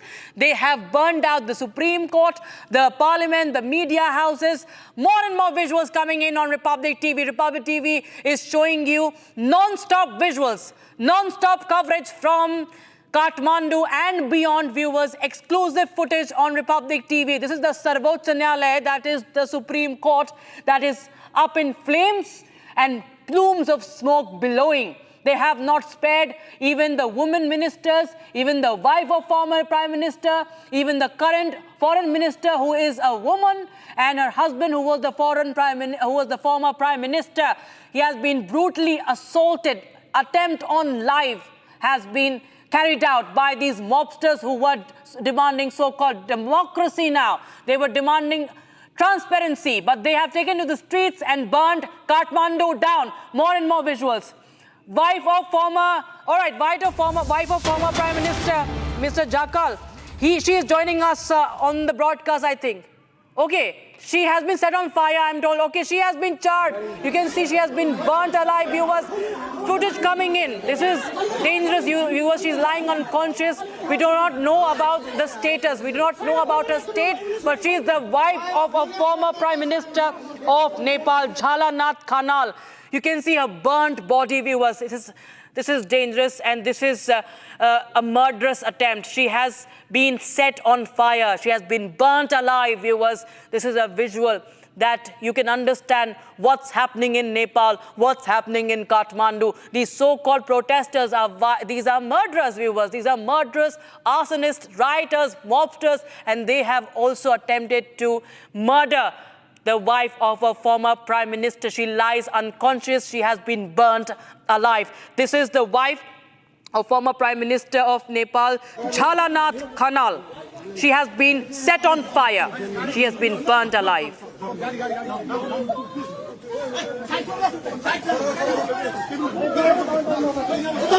And viewers, we will continue to get you more updates. All the updates, viewers, from Kathmandu, Republic TV showing you non-stop visuals as Kathmandu continues to burn.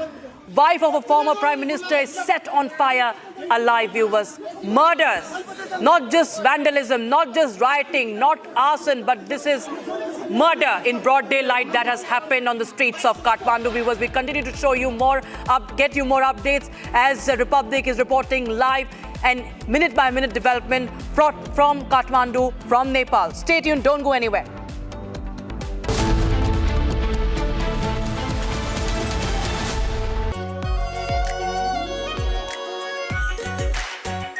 Our pure Shahi Paneer Masala. Delicious, healthy, every day.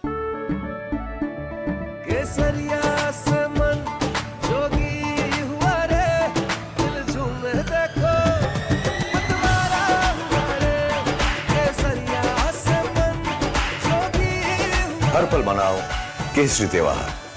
विमल, बोलो जुबान केसरी। ये है secret recipe MDH का जीरा SIP जल जीरा मसाला। Sip sip जीरा sip MDH का जल जीरा सिप MDH का जल जीरा सिप।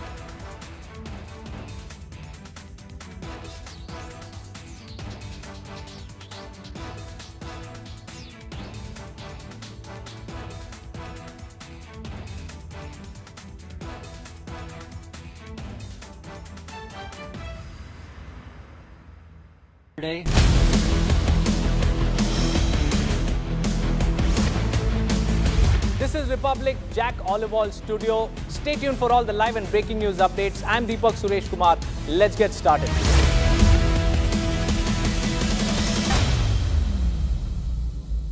MDH की हल्दी मिर्ची धनिया करे कमाल। ये रंग दे, ये खुशबू दे, ये तीखा, ये कम पड़े। क्या निराला MDH मसाला। केसरिया से मन जोगी हुआ रे, दिल झूमे देखो तुम्हारा हुआ रे। केसरिया से मन जोगी हुआ। हर पल मनाओ केसरी त्योहार। विमल, बोलो जुबान Kesari.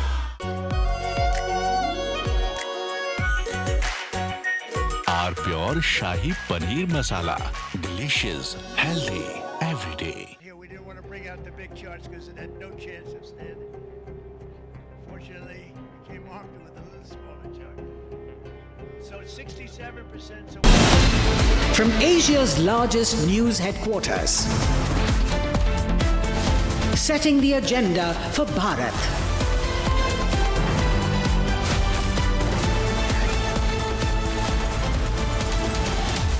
You're watching Republic.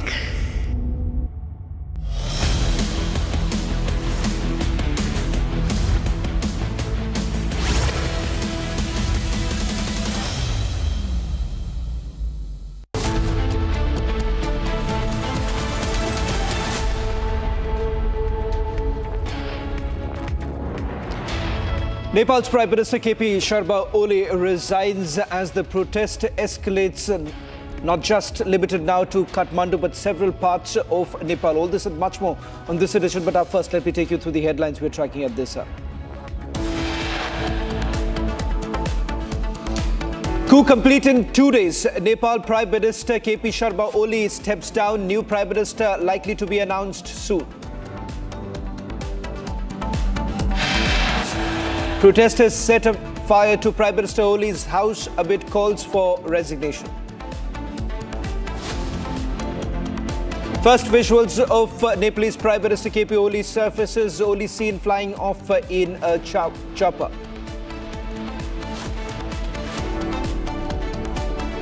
Nepal's army issues a statement, seeks a solution via political dialogue.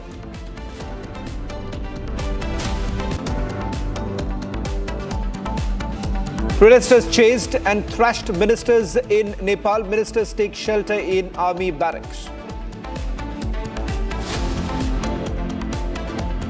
Protesters burned down Parliament, House of President, Prime Minister and ministers. Nepal in complete chaos. Gun-wielding rioters enter Parliament premises. Complete chaos and riots unfold in Kathmandu.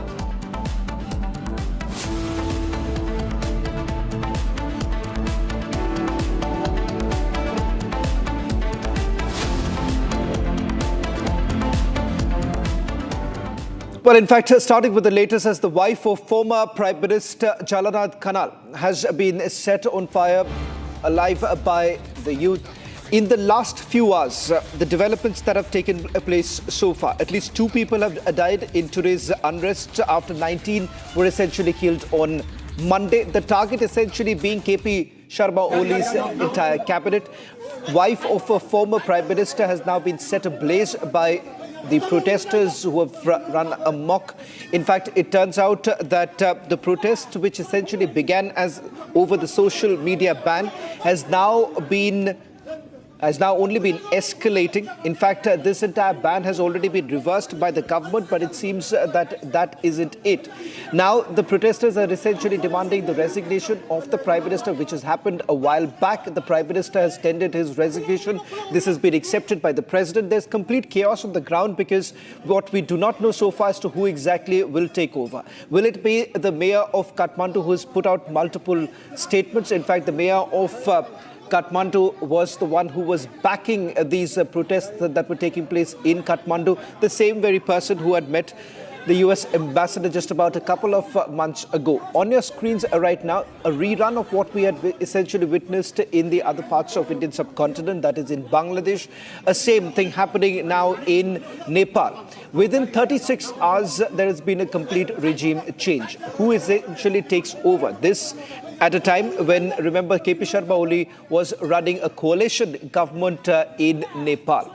Let me just stay with these latest visuals now coming in and a quick recap of what we know so far. On your screens right now, these are latest images coming in from Kathmandu, where the wife of former Prime Minister has been set ablaze by the protesters. Now, this comes just a while after KP Sharma Oli resigned in response to what is now being seen as a spiraling anti-government protest across the country. And he has essentially said that he has done so to pave way for a constitutional solution to the crisis.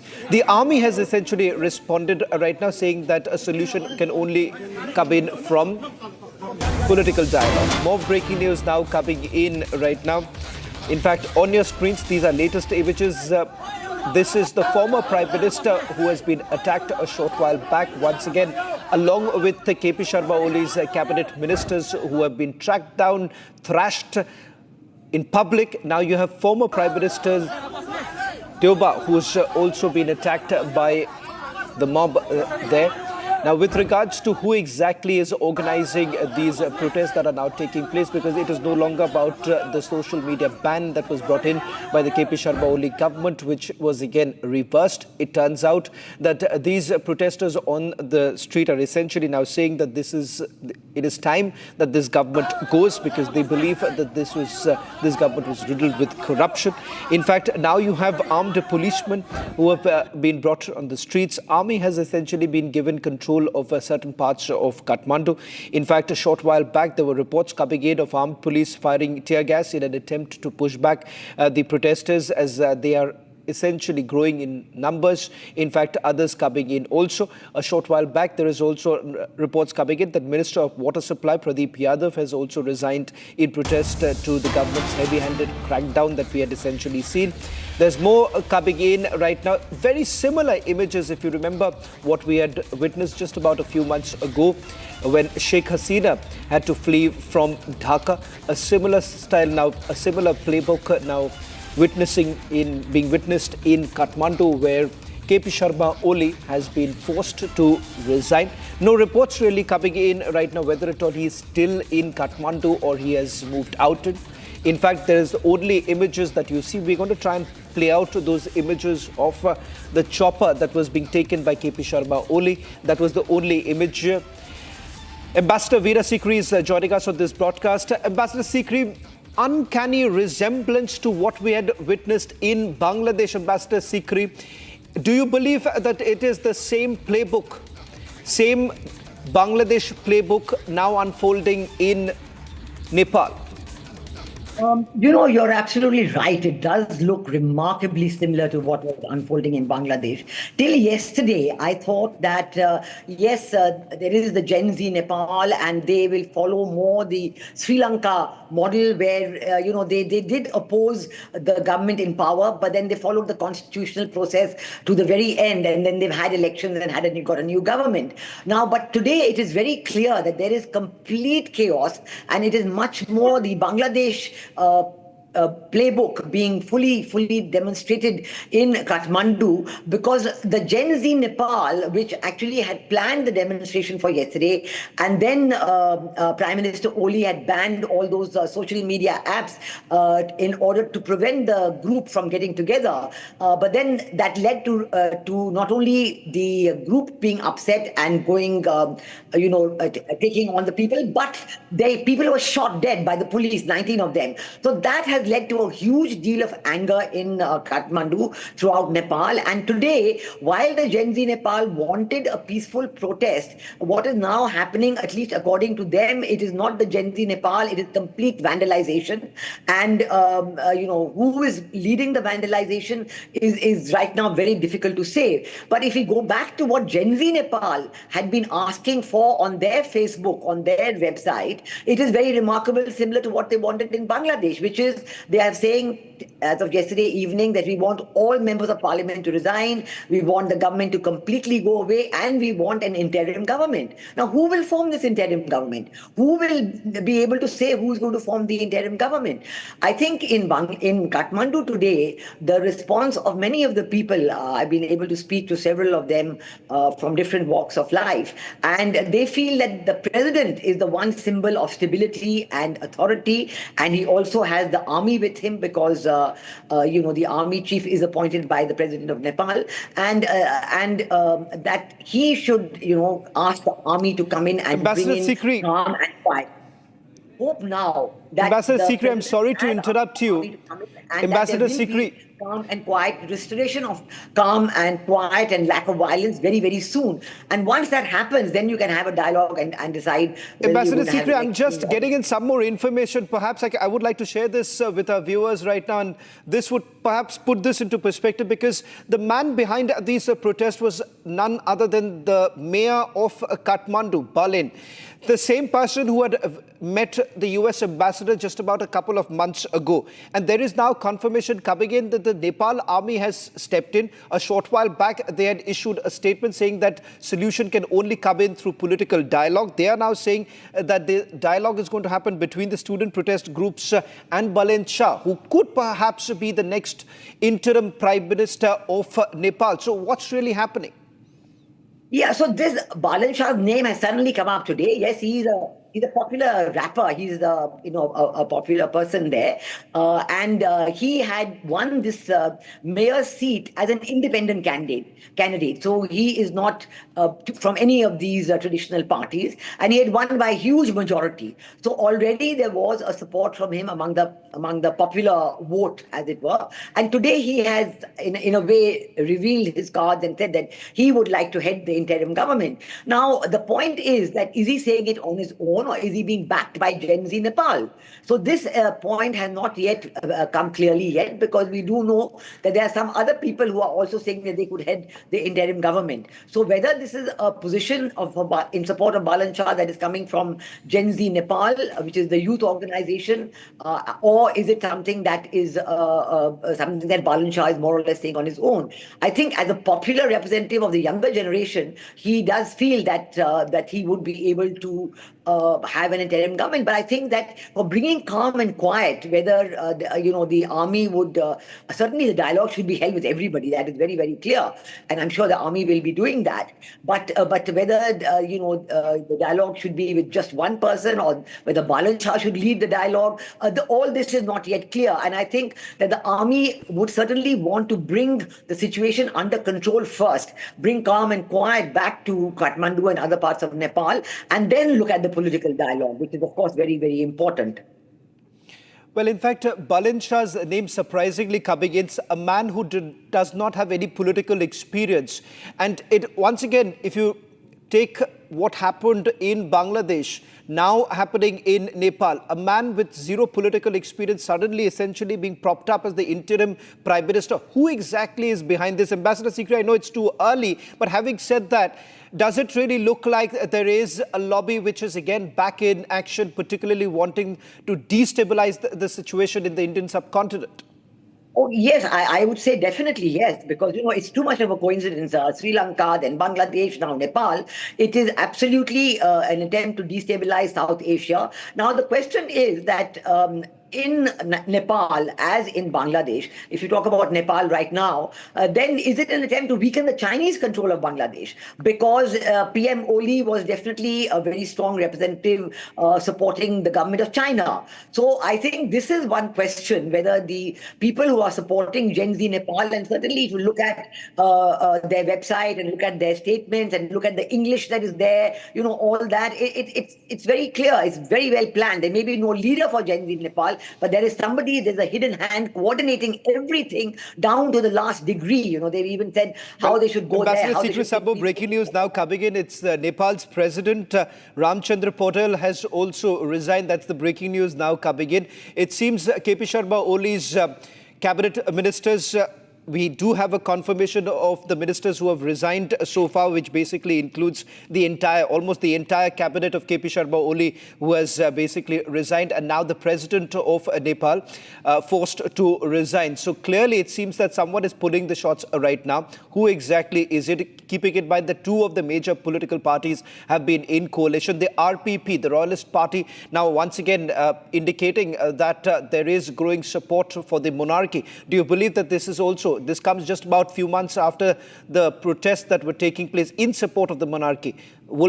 Is that where it is heading towards, as we're getting in breaking news of the president of Nepal resigning?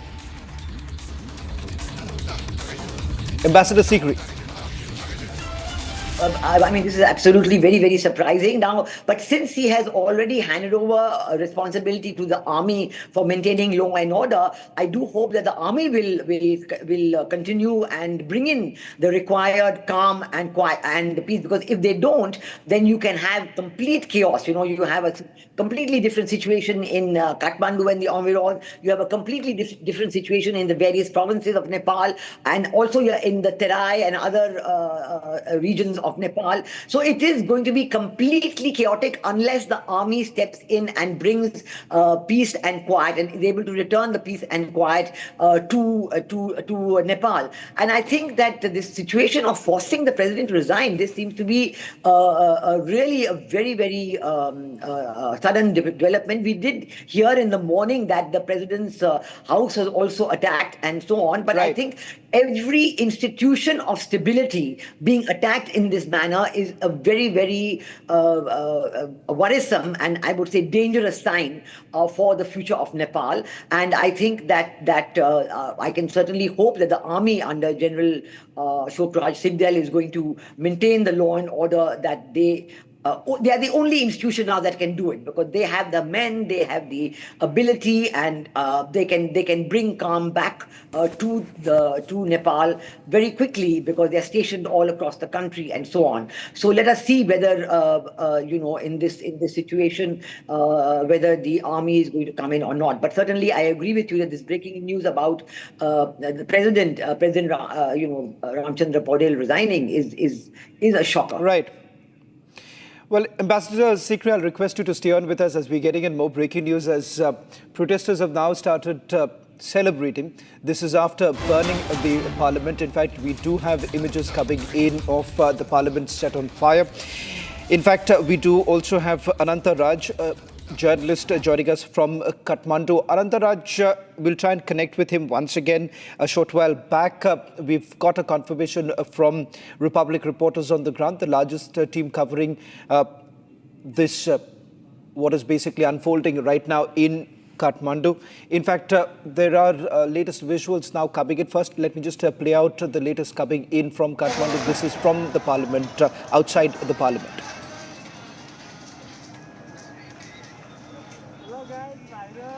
Well, in fact, Ambassador Sikri, I want you to stay on with us because fast-paced developments taking place. In terms of the army's role, do you believe that it would be quite similar to what we had witnessed in Bangladesh, the role of the army here? Or do you believe that they would be independent in the decision-making process? And perhaps Nepal could actually see an interim prime minister in the next few hours? I think that appointing anybody before there is calm and the violence ends in Nepal would not calm down the situation. It could further inflame it because I do not know whether any one person at this stage would, be able to say that I am going to lead the entire country in this situation. So I think that if the army is able to control the violence, then that would be a good thing. Now, in Bangladesh, if you draw a comparison to that, of course, in Bangladesh, it was the army that calmed down the situation, and the army had said at that time that, they would not. They calmed down the people. They told them to stop because they said we are in charge and we're not going to fire on civilians, but we will bring them, we will want the situation to be calm. And then Mohammad Yunus came in. But in Bangladesh, the thing was that there was the Jamaat-e-Islami, which was the strongest party left standing, as it were, even stronger than the BNP, because although BNP and Awami League are two of the largest political parties in Bangladesh and they enjoy about 35 to 40% vote bank support each. But at that time, it was the Jamaat-e-Islami, which was behind all the events that took place. And they were the ones who were and still are controlling the situation behind the scenes and controlling what Mohammad Yunus is doing and saying. So that was the situation there. Now, in Nepal, is there a force behind this random violence? Is Gen Z Nepal that force? Now, Gen Z Nepal doesn't have a visible leader, but is Balan Shah claiming to be the leader of Gen Z Nepal? Or is Gen Z Nepal supporting Balan Shah? So these are questions which are coming up. And if that becomes clearer in the next few hours, then we would be able to say. But, certainly the fact that the president has been forced to resign, is a very grave blow to the constitutional authority in Bangladesh, in Nepal. In Bangladesh, the president is still in position as of, the same president was there last July, August, on the 5th of August when Sheikh Hasina left. That president is still there, and same army chief is also there. So, you have those two institutions, the presidency and the army, which are ultimately responsible for maintaining law and order, while, of course, the Jamaat-e-Islami and the increased radicalization and the mobocracy is very similar. The way the mobocracy is functioning in Nepal today, going to houses and bringing out people and setting them on fire, this is exactly similar to what happened in Bangladesh. Exactly similar. Even the Supreme Court judges were surrounded and forced to resign and new ones have been appointed. This is absolutely parallel on every count. So who is going to control these mobs? This is absolutely something. If you want a return to law and order, if you want, Nepal to regain calm and constitutionality again, it is very important that the army play its role. But so far, it's not evident. I think they must be, talking among themselves about this. Whether the president has just resigned and left or whether he just offered his resignation, right. I don't know if those details have come in. I think we can get in more details right now, Ambassador Sikri, because we do have Nepal's journalist joining us, Anantaraj. Ananta, what's really happening on the ground? Who exactly is this Balan Shah? Does he really have the kind of support that he's basically claiming to? And is there a possibility that perhaps in the coming few hours there would be a clarity as to who takes over? Would it be Balan Shah?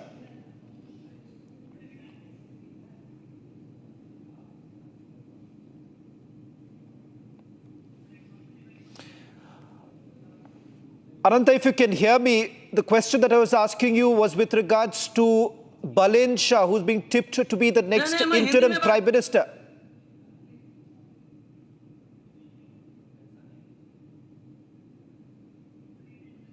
अनंत, जो सवाल मैं कर रहा था बालेन को लेकर, mayor Kathmandu के रह चुके हैं और अब स्टेटमेंट जारी कर रहे हैं।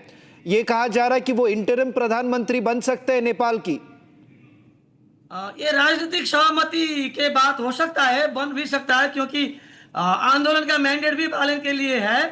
अभी अभी बालेन और रवि लामिछाने और सेना प्रमुख का बातचीत होने वाला है और वो प्राइम मिनिस्टर हो भी सकता है। ये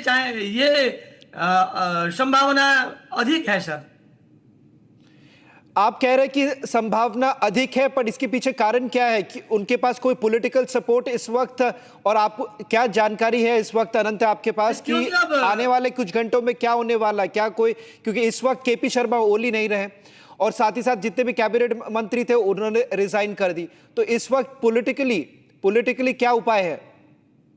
पॉलिटिकली तो क्या है कि पॉलिटिकल सहमति अब समाधान का मार्ग है, क्योंकि अब संवैधानिक समाधान को तो मार्ग नहीं दिखा रहा है, क्योंकि अब प्रदर्शनकारियों ने कार्यपालिका, व्यवस्थापिका और न्यायपालिका तीनों को कब्जा कर लिया है और ये संसद को और ये संविधान को और पूरे डिनाई अस्वीकार कर रहा है। वो नया मतलब नवीन मार्ग में वो जाना चाहते हैं, वो है नया संविधान और नया अंतरिम सरकार। आपके इस वक्त जो जानकारी हमारे पास है, अनंत मैं चाहूंगा आप जुड़े रहे। We are getting more breaking news coming in. Balin Shah has just put out 2 statements.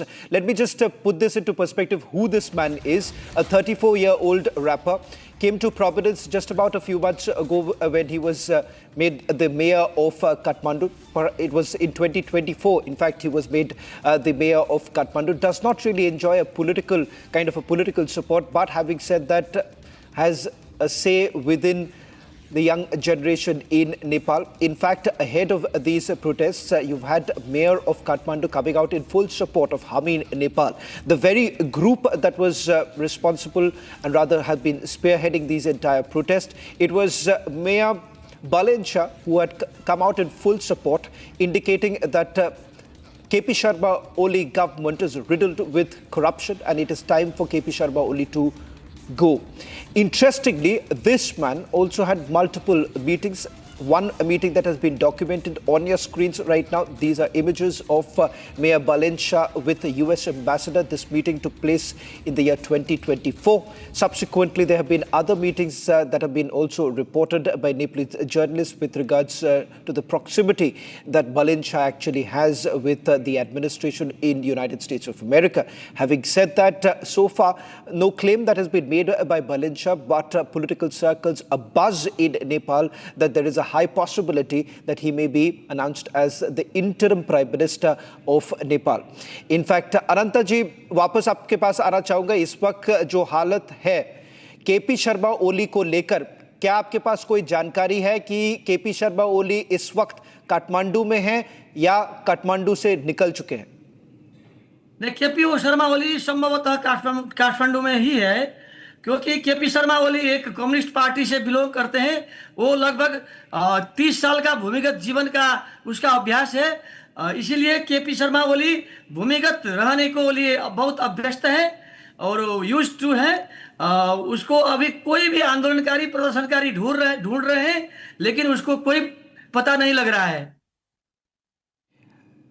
अनंत जी, बाकी लोग जो लोग जानते नहीं है कि बालिन शाह कौन है, क्या आप कुछ जानकारी दे पाएंगे? बालिन शाह को लेकर उनको सपोर्ट कहां से मिल रही, कौन सी पॉलिटिकल पार्टी की सपोर्ट उनके पास है इस वक्त?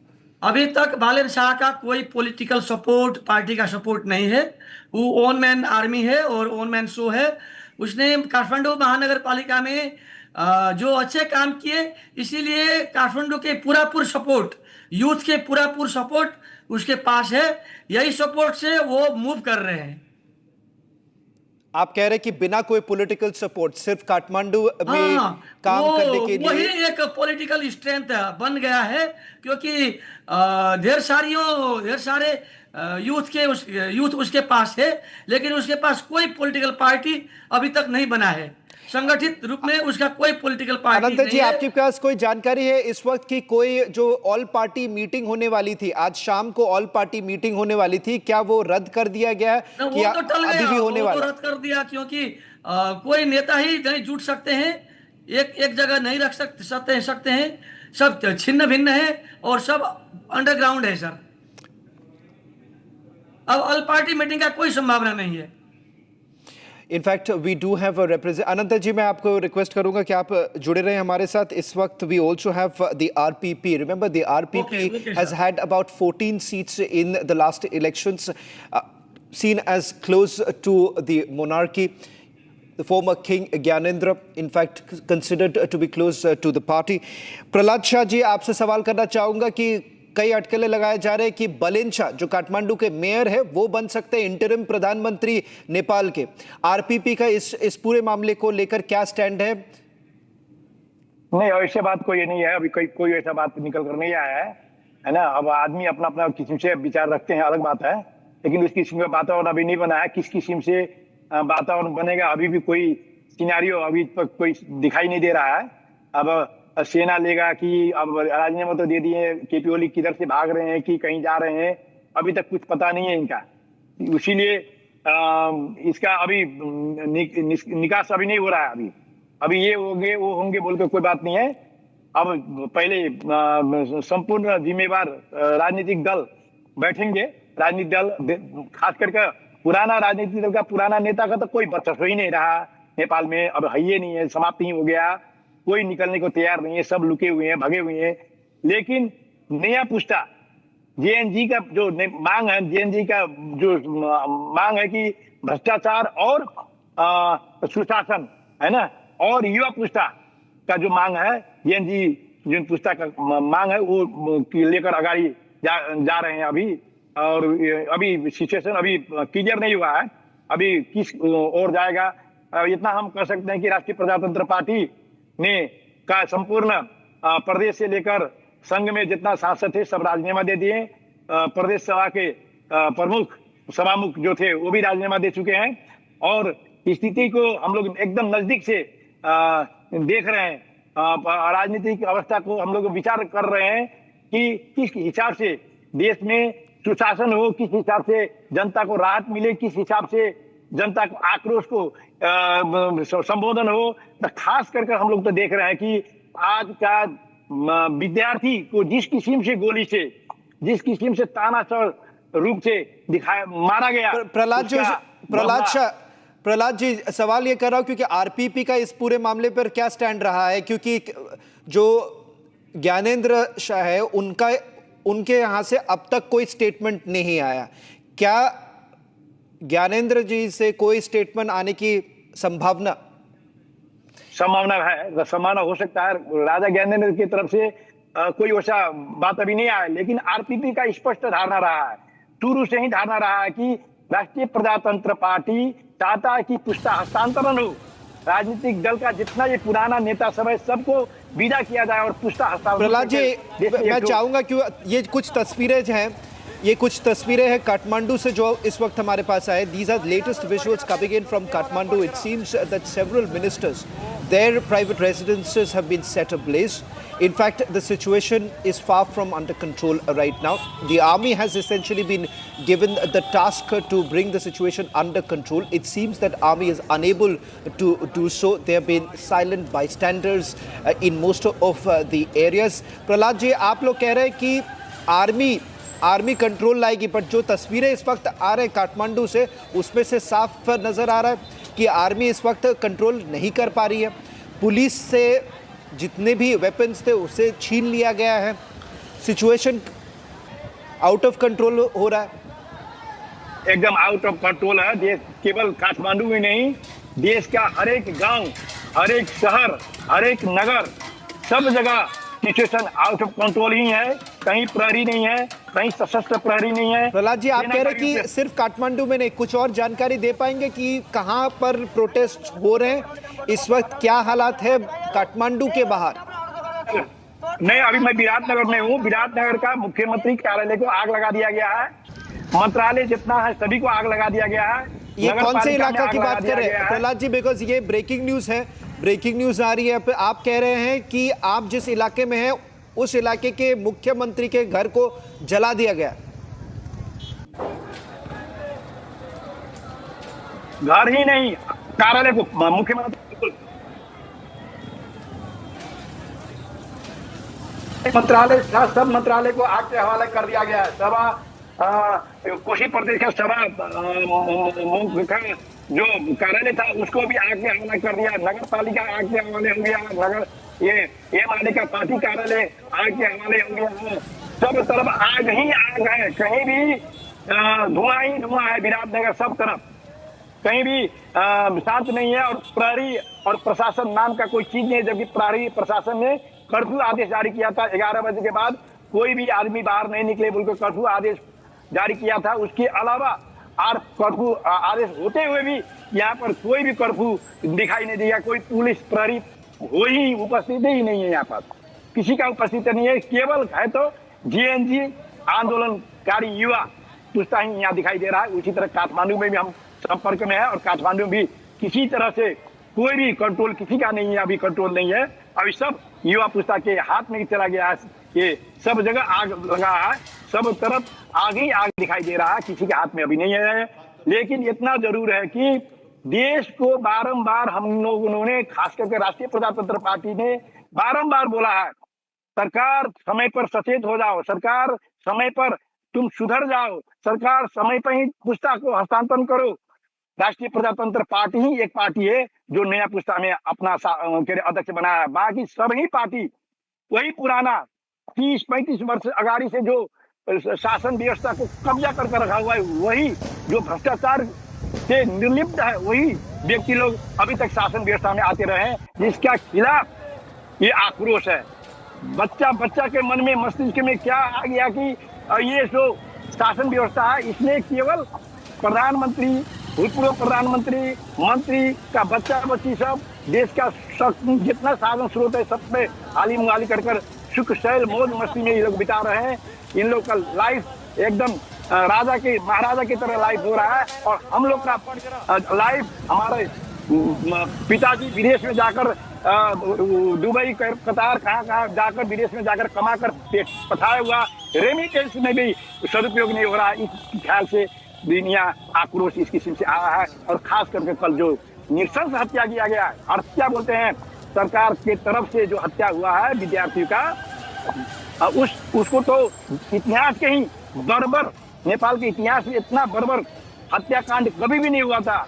इसको लेकर तो जनता को आक्रोश है, घर घर से आदमी निकला है।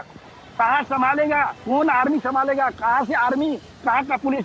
मैंने कल ही चेतावनी दिए थे, कल रात में सोने नहीं सक रहा था और मैंने चेतावनी दिया था, सेना तुम नेपाली जनता का सेना बनो, प्रहरी तुम लोग शांति सुरक्षा करो, जो गोली आदेश दे रहा है, जो आदेश दे रहा है गोली मारने के लिए उसी को गोली ठोको बोलकर तो कल ही हम अपना मंतव्य जारी किए थे। लेकिन ये सरकार सुनने वाला थे। हम तो सोच रहे थे कि सरकार नहीं, केपी ओली पागल हो गया है। हम पागल तक का संज्ञा दिए कल, आज नतीजा वही दिखाई दे रहा है।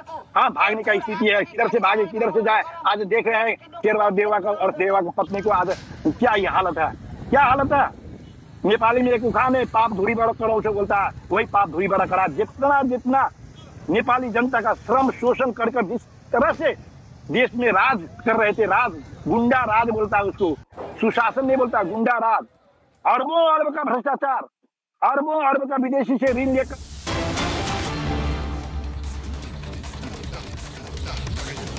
Complete. Army is control of Kathmandu as of this minute. That's the breaking news update. We're also getting a breaking news update that the army is playing a key role in who now takes over the interim government. The Nepal army set to play a key role. We know that the Nepal army will now try and facilitate a dialogue between student so-called protesters and also this person called Balen Shah, who out of nowhere is the mayor of Kathmandu, but out of nowhere seems to be in the reckoning. Now that's the big breaking news. He's a 34-year-old known to be close to the American establishment. In the past, has met the US ambassador. There are pictures of him meeting US leadership. And Balen Shah could be a part of the talks that now take place between the army in Nepal and also the so-called student leaders. frame by frame repeat of what we saw in Dhaka.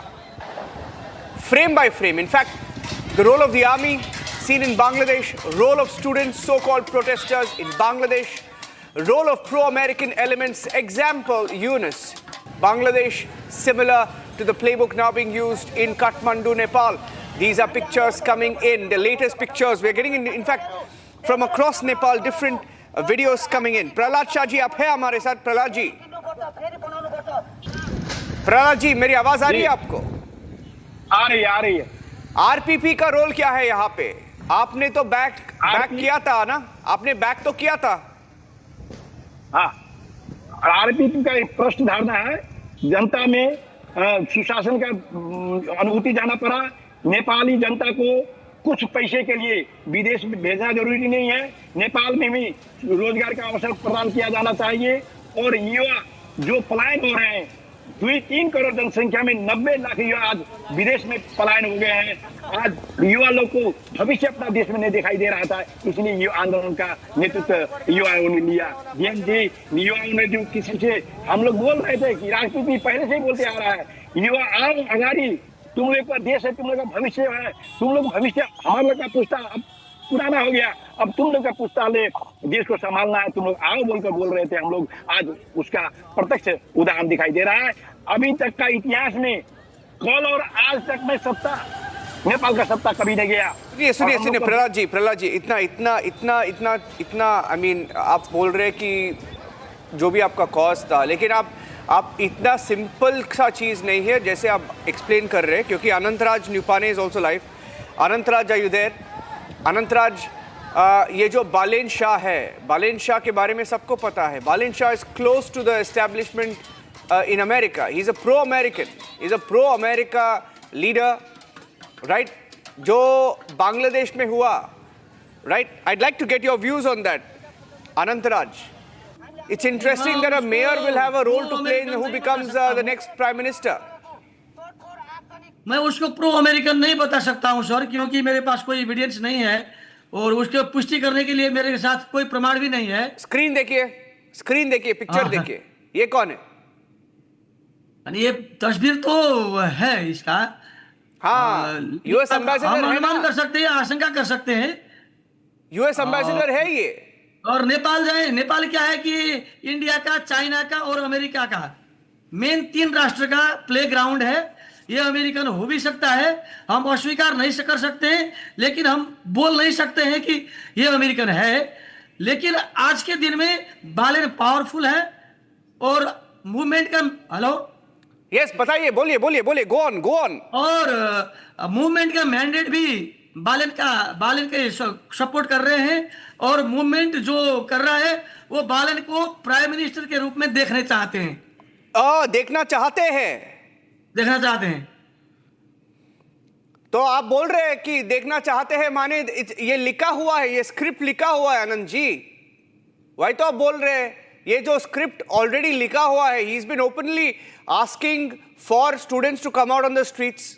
आज का समाधान भी यही है कि अब JNG और बालेन के साथ संयुक्त रूप में वार्ता कर और जेएनजी के आग्रह, अनुरोध, मतलब सहमति के साथ उसको समाधान निकालें। एक और चीज बताइए हमें, बालेन शाह का रोल क्या है इसमें? आई मीन ये अभी का पोस्ट जो है, दो तीन दिन से जो पोस्ट है, ये बिल्डअप होता आ रहा है। ये आजकल का बात नहीं है। ये मुद्दे को लेकर बालेन शाह बहुत सारी चीजें पोस्ट भी की है, right? We knew this was going to happen. Balen Shah knew this was going to happen. And we're getting in more pictures. Nepal Army Chief is going to address the nation shortly. Nepal Army Chief is going to be addressing the nation shortly as he also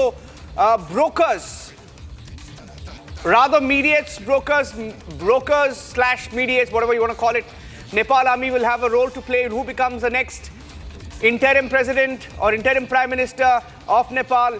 But on the broadcast we have Ananta. Ananta is a journalist based in Kathmandu. Anantaraj, and he's telling us that Balen Shah, whose pictures you just saw, could be the next interim president, prime minister.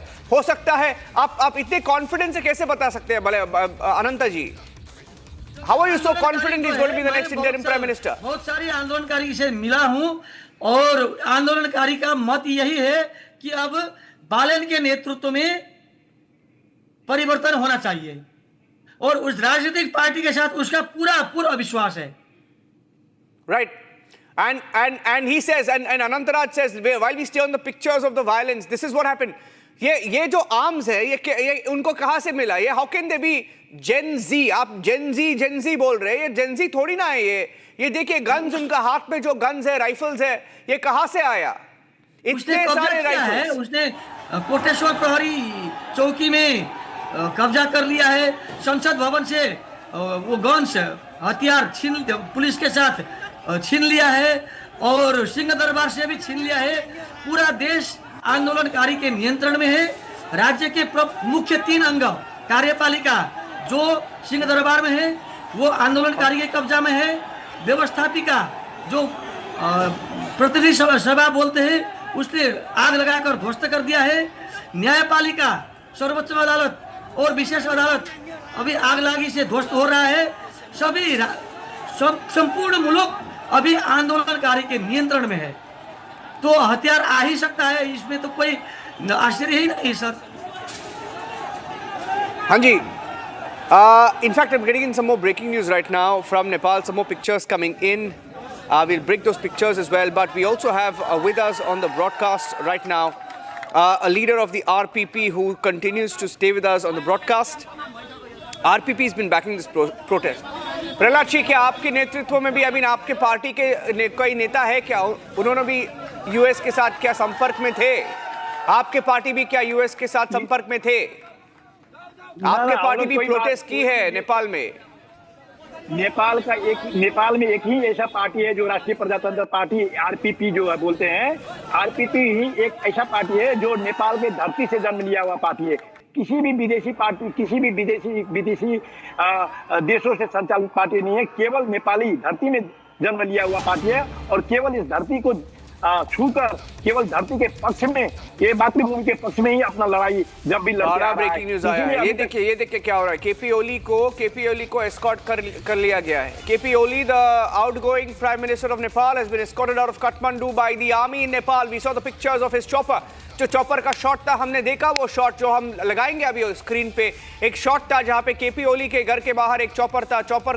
Chopper में उनको बाहर ले गया है. We are giving to understand that he's now been escorted out of Kathmandu successfully. That's a breaking news update now coming in. Getting in more details of KP Oli, his whereabouts. We don't know whether he's still in Kathmandu, but we have been told he's been escorted out.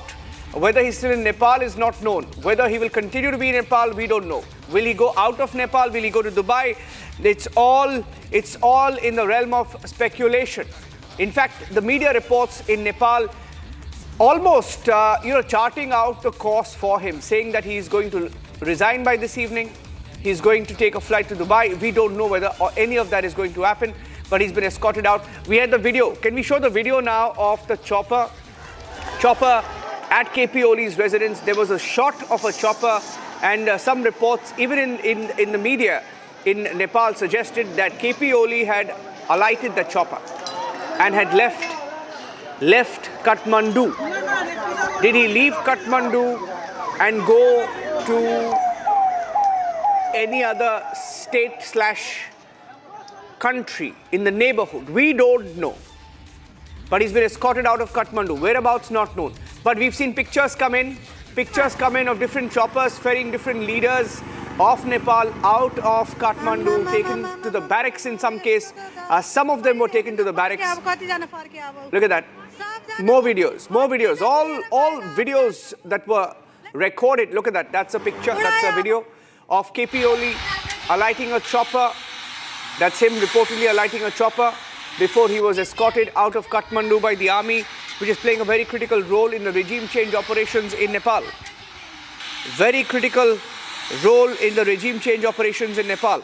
As we get more and more pictures coming in, KP Oli, we are being told, he is being given a safe passage given a safe passage out of Kathmandu, and we should be able to get some more details of it. A news conference expected sometime from now when the Nepal army will address the nation shortly. Also news trickling in of the Nepal army likely to broker talks between student protesters, so-called student protesters, and a man called Balen Shah, seen as a pro-America leader in Nepal. And we're getting in some more breaking news updates. In fact, the mindless violence that has taken place. The wife of a former prime minister, we had pictures coming in, the pictures that came in short while back, of the wife of a former prime minister who was set ablaze. Former Prime Minister Jalanath Khanal, his wife was set ablaze by a few so-called protesters, and the wife has now succumbed. We had the picture coming in. We are going to break the details. As it now appears, this was a deliberate attempt to target any trace of not just the current leadership. Look at that. The wife of the former Prime Minister, not just set ablaze, she's now succumbed to the burn injuries. Wife of Jalanath Khanal, that was her being set ablaze by protesters. And she has now succumbed to the burn injuries.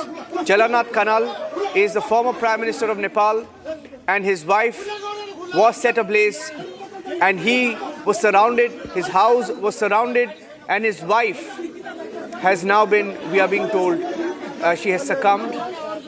She has succumbed to these injuries, and we have a confirmation now coming in. Let me try and go across to our colleagues joining us live from Nepal. अनंता, ये जो news आ रही है नेपाल से, जलानाथ खनाल का जो बीवी है, she has succumbed.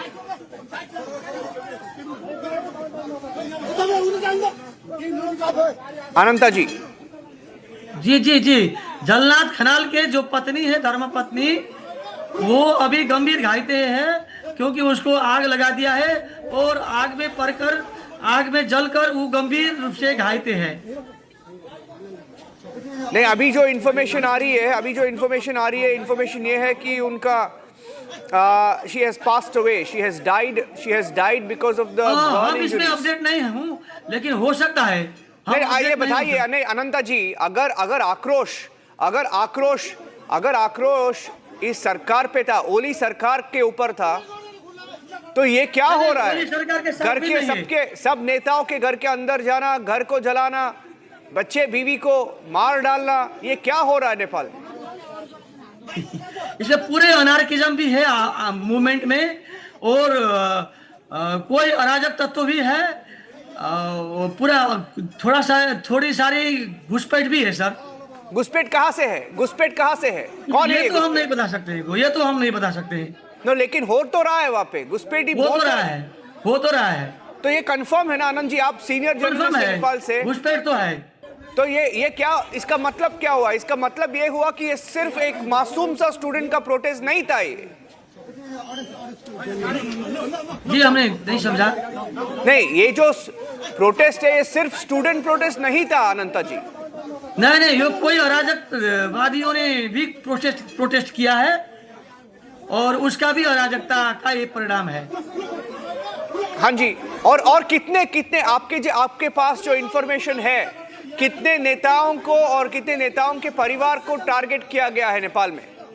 नहीं, कांग्रेस, एमाले, माओवादी और निकबा समाजवादी, इसके नेता को पूरा टारगेट किया है। कोई भी हो, क्योंकि गगन थापा थोड़ा लोकप्रिय थे कांग्रेस का, वो भी टारगेट में आ रहा है। उसको भी प्रदर्शनकारियों ने हाथ-पात किया है। ये अभी जो सत्तारूढ़ पार्टी है और विपक्षी पार्टी है, उसके पास उसके प्रति नफरत है आंदोलनकारियों को। ये बहुत I mean ये जो pictures आ रही है very disturbing images in fact coming in from different parts of Nepal of not just political leaders, not just the current establishment, but even former leaders, former prime ministers, families of former prime ministers, family members, children, all being targeted by the mobs. In fact, even the media, senior-most journalists in Nepal saying this is no more a student protest. The media in Nepal saying this is no more a student protest. It's been infiltrated by different elements, disturbing images coming in of people being lynched, people being attacked, people being slapped, set ablaze. And these are not just student protests. These were never just student protests. That's what even senior journalists are saying, that there is an element of infiltration. What KP Oli said, that this was, in fact, the Prime Minister, the former Prime Minister who escaped, he claimed this was no more just a student protest. There was an element of infiltration. And that's exactly what's happening here. KP Oli has been escorted out of Kathmandu, ladies and gentlemen. The regime change is complete in Nepal. The government has fallen in 36 hours. Can students bring down a government in 36 hours? I don't think so. It is unprecedented. It is an alarm bell for the entire subcontinent on foreign powers that are meddling in the Asian subcontinent. Taking a break, live coverage continues. Stay tuned.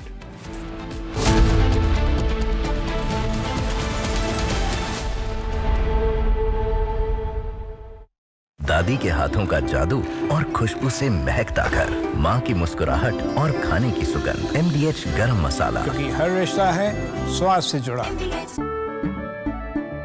केसरिया से मन जोगी हुआ रे, दिल झूमे देखो मतवारा हुआ रे। केसरिया से मन जोगी हुआ। हर पल मनाओ केसरी त्योहार, विमल बोलो जुबान केसरी। MDH की हल्दी मिर्ची धनिया करे कमाल, ये रंग दे, ये खुशबू दे, ये तीखा, ये कम पड़े, क्या निराला MDH masala.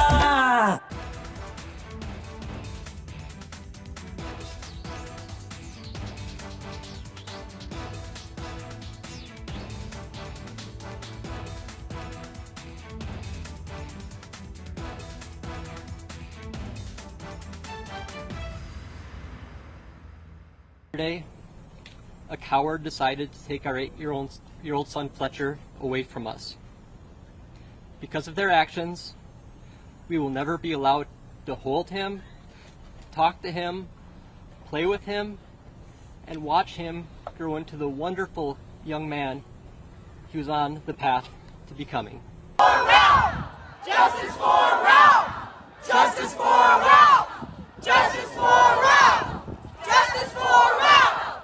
Justice. Families in Minneapolis are mourning.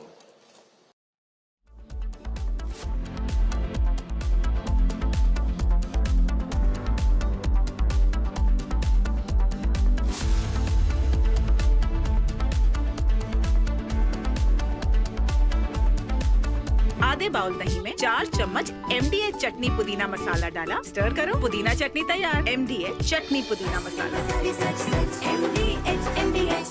इसको घर पे लगाओगे तो शादी का तो पता नहीं, पर घर पक्का नहीं टूटेगा। रुंगटा नहीं तो घर स्ट्रॉन्ग नहीं। रुंगटा स्टील TMT बार एकदम सॉलिड। पहाड़ों में एक हाइकिंग शिप भी बन सकती है।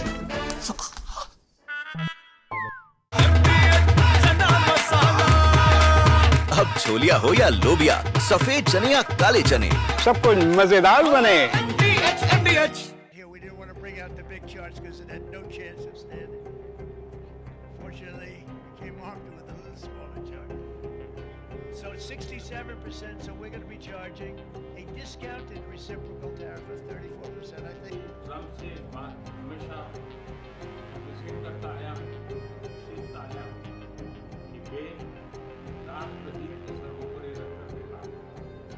Today, the World Health Organization officially announced that this is a global pandemic. We have been in frequent contact with our allies, and we are marshaling the full power. During an interview, American economist Richard Wolff called out the US administration for attacking India with tariffs and shooting itself in the foot by doing so. Wolff said that India is central for trade and that it will find other places to sell its exports if the US gets shut off. Wolff said that India is now, according to the United Nations, the largest country on earth. The United States telling India what to do is like a mouse hitting his fist to an elephant. India will find other places to sell its exports if the US is shut off to India, and the move will only strengthen the BRICS nations. But like Russia found another place to sell its energy, India दादी के हाथों का जादू और खुशबू से महकता घर, माँ की मुस्कुराहट और खाने की सुगंध, MDH गरम मसाला, क्योंकि हर रिश्ता है स्वाद से जुड़ा। केसरिया से मन जोगी हुआ रे, दिल झूमे देखो मतवारा हुआ रे, केसरिया से मन जोगी हुआ। हर पल मनाओ केसरी त्योहार। विमल, बोलो जुबान केसरी। आधे बाउल दही में 4 चम्मच MDH चटनी पुदीना मसाला डाला, स्टर करो, पुदीना चटनी तैयार। MDH चटनी पुदीना मसाला। MDH।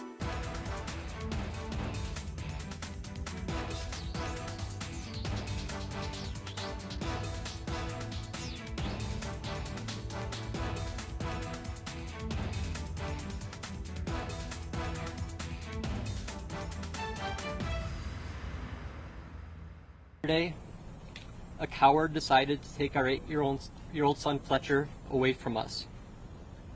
Because of their actions, we will never be allowed to hold him, talk to him, play with him, and watch him grow into the wonderful young man he was on the path to becoming. For Ralph! Justice for Ralph! Justice for Ralph! Justice for Ralph! Justice for Ralph! Justice. Families in Minneapolis are mourning. Our Greater Annunciation Fellowship is mourning. Our entire city is united in grief, and at the same time, based on this incredible group of people that has assembled here in City Hall, we are also united in action. Justice for Ralph! Justice for Ralph! Justice for Ralph! Justice for Ralph! We need a statewide and a federal ban on assault weapons.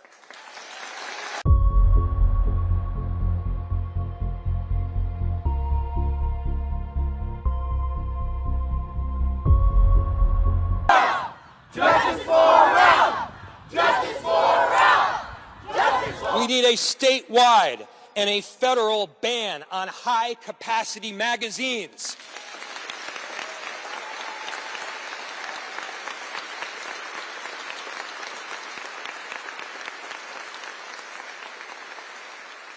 There is no reason that someone should be able to reel off 30 shots before they even have to reload. We're not talking about your father's hunting rifle here. We're talking about guns that are built to pierce armor and kill people.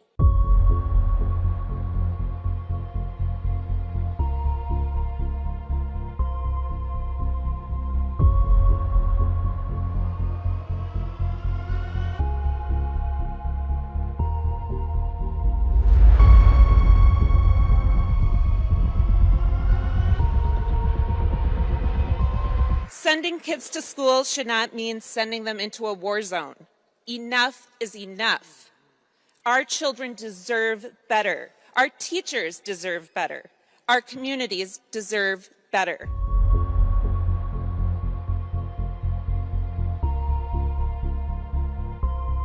There is going to be a time for politics, and there's going to be a time to figure out how to prevent this stuff from happening, how to make these shootings less common in our country. And I'm not going to speak about that now, but I would encourage you, the First Lady, Melania, who really has a very big heart for children, obviously as a mother herself, she put out a statement earlier today that I think is really worth taking a look at, because this happens too much in our country. And if you look, we really do have, I think, a mental health crisis in the United States of America. We take way more psychiatric medication than any other nation on earth, and I think it's time for us to start asking some very hard questions about the root causes of this violence. MDH की हल्दी मिर्ची धनिया करे कमाल ये रंग दे ये खुशबू दे ये तीखा ये कम पड़े क्या निराला MDH मसाला केसरिया से मन जोगी हुआ रे दिल झूमे देखो मतवारा हुआ रे केसरिया से मन जोगी हर पल मनाओ केसरी त्योहार विमल बोलो जुबान केसरी दादी के हाथों का जादू और खुशबू से महकता घर, माँ की मुस्कुराहट और खाने की सुगंध। MDH गरम मसाला, क्योंकि हर रिश्ता है स्वाद से जुड़ा। Here we didn't want to bring out the big charge because it had no chance of standing. Fortunately, we came armed with a little smaller charge. So it's 67%, so we're going to be charging a discounted reciprocal tariff of 34%, I think.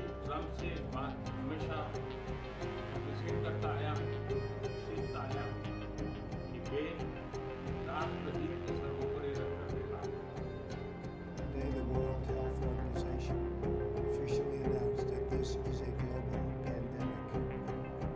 We have been in frequent contact with our allies, and we are marshaling full power. During an interview, American economist Richard Wolff called out the US administration for attacking India with tariffs and shooting itself in the foot by doing so. Wolff said that India is central for trade and that it will find other places to sell its exports if the US gets shut off. Wolff said that India is now, according to the United Nations, the largest country on earth. The United States telling India what to do is like a mouse hitting his fist to an elephant. India will find other places to sell its exports if the US is shut off to India, and the move will only strengthen the BRICS nations. But like Russia found another place to sell its energy, India will sell its exports no longer to the United States but to the rest of the BRICS. India has a long-standing relationship with the US since the Soviet era, and you are playing with a very different adversary. But for those with some humor, it will be the spectacle of the United States acting like it's the world's tough guy, as what it actually does is shoot itself in the foot. On August 27, Trump's 50% tariff imposition took effect on many Indian products. The tariffs are meant to punish New Delhi for buying Russian oil. Trump has raised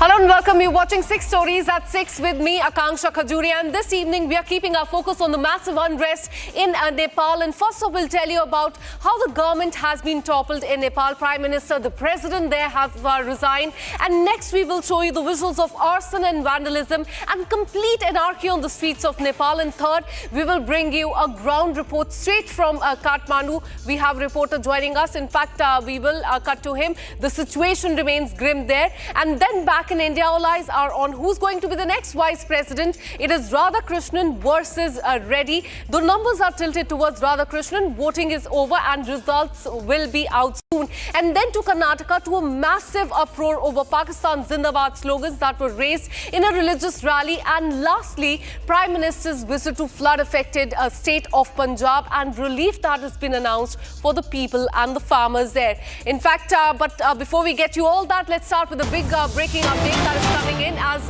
Nepal is on the boil.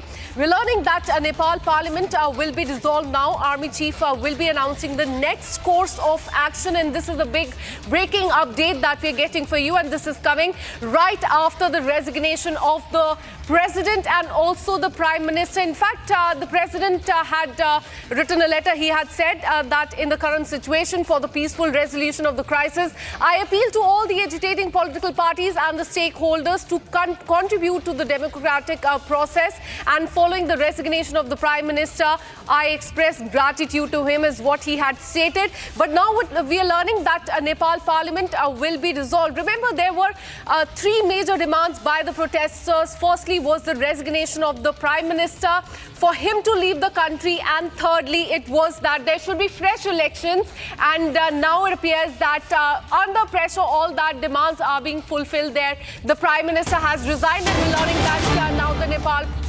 Parliament will also be dissolved. We have more breaking news coming in. Nepal's Deputy Prime Minister Bishnu Paudel was chased and beaten up by the protesters during the anti-government protests that is going on in Kathmandu. Those are the visuals on your screen that you can see. Nepal Deputy Prime Minister, he was chased by the protesters there and he was beaten up. And this is not the first case that has come to the fore.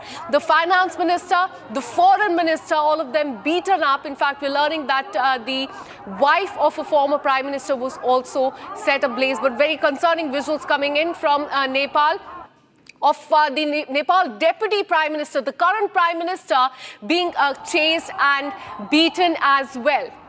Let me go across to Surinder, who's been tracking this story very closely. Surinder, we're learning that the situation is very grim at this point in time in Nepal, and we're getting our viewers the visuals of the Deputy Prime Minister being chased and thrashed. But before I ask you about that, tell us more about the dissolution of the Nepal Parliament.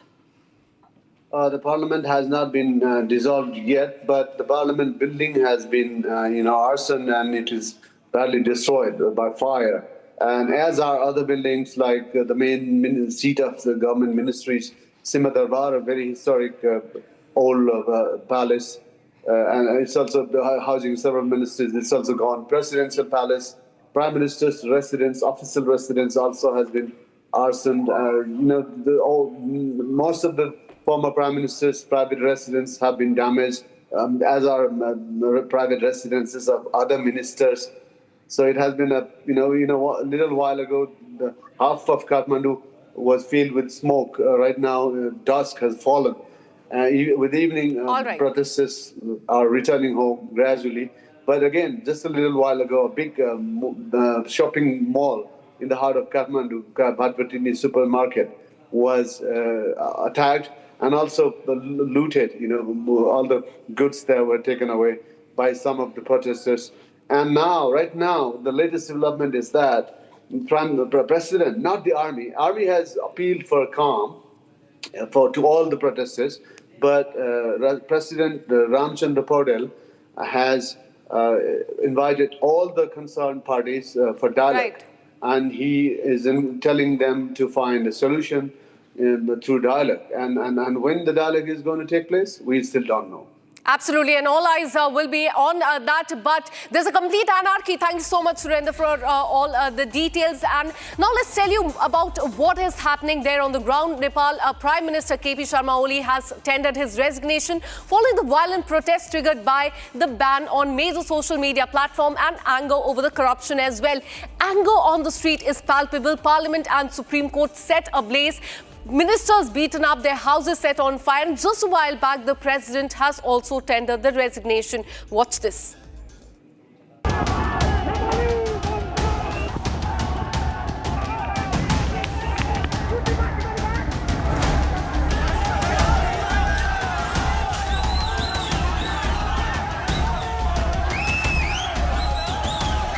Gone in 36 hours.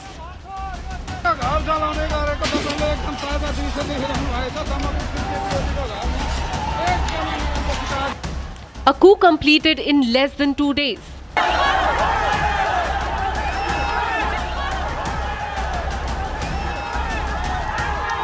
The spectre of Sri Lanka and Bangladesh now repeated on the streets of Nepal.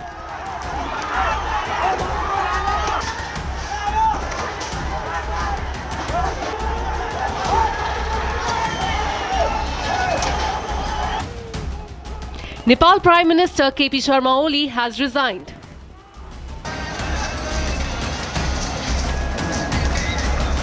Hello guys.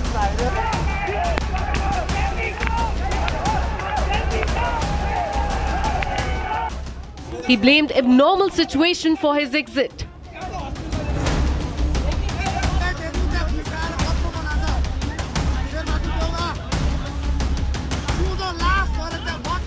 And 2 hours later, resignation was accepted.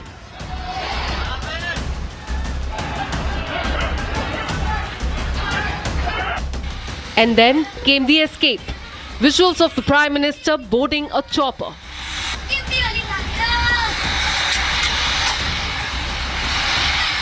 This comes amid speculations of KP Oli fleeing to Dubai. All his ministers too evacuated by army to a safer location.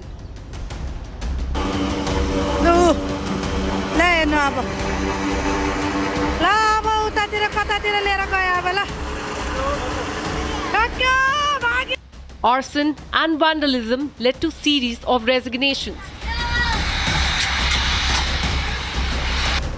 Parliament, President's House, Prime Minister's private residence set on fire.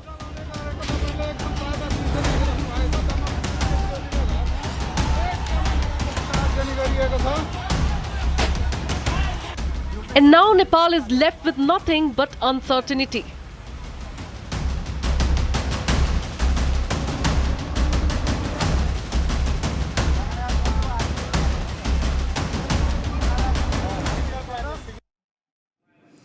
And now let us now take you through everything that has happened in the last 48 hours in Nepal. There's been arson, shooting, resignation, evacuation. The violence continues in Nepal. Watch this.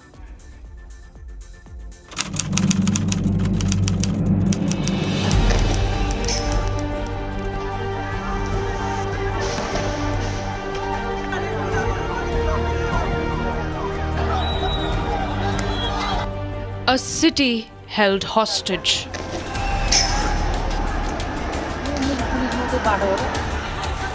Stones pelted.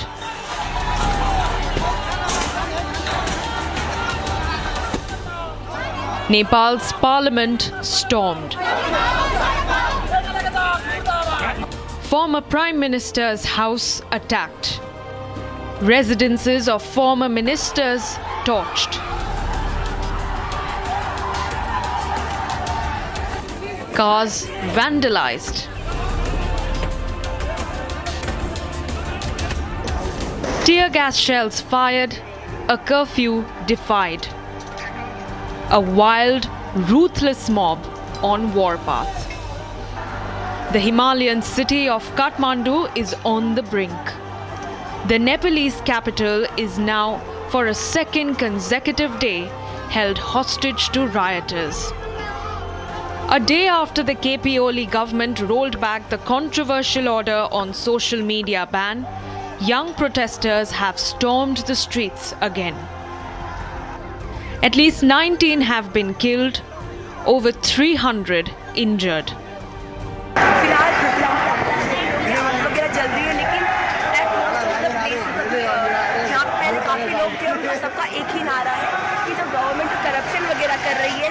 जनता का जो freedom of speech ले रही है वो उनको वापस मिले and the thing which is being portrayed और जो चीज़ें बाकी जो मीडिया वगैरह बोल रही है कि ये बिकॉज सोशल मीडिया बैन है, लेकिन नहीं, सोशल मीडिया बैन मतलब हमारी हम जनता का फ्रीडम ऑफ स्पीच जो गवर्नमेंट ने हमसे ले लिया था, तो अभी सारे यूथ इस प्रोटेस्ट का नाम जेनजी जरूर है, लेकिन हर एक एल्डरली पीपल, छोटे बच्चे, हर एक बस यही सब लोग एक तरह हो रखे हैं, सब यही चाहते हैं कि करप्शन जो भी सब कर रहे हैं वो सब यहाँ से हट जाए.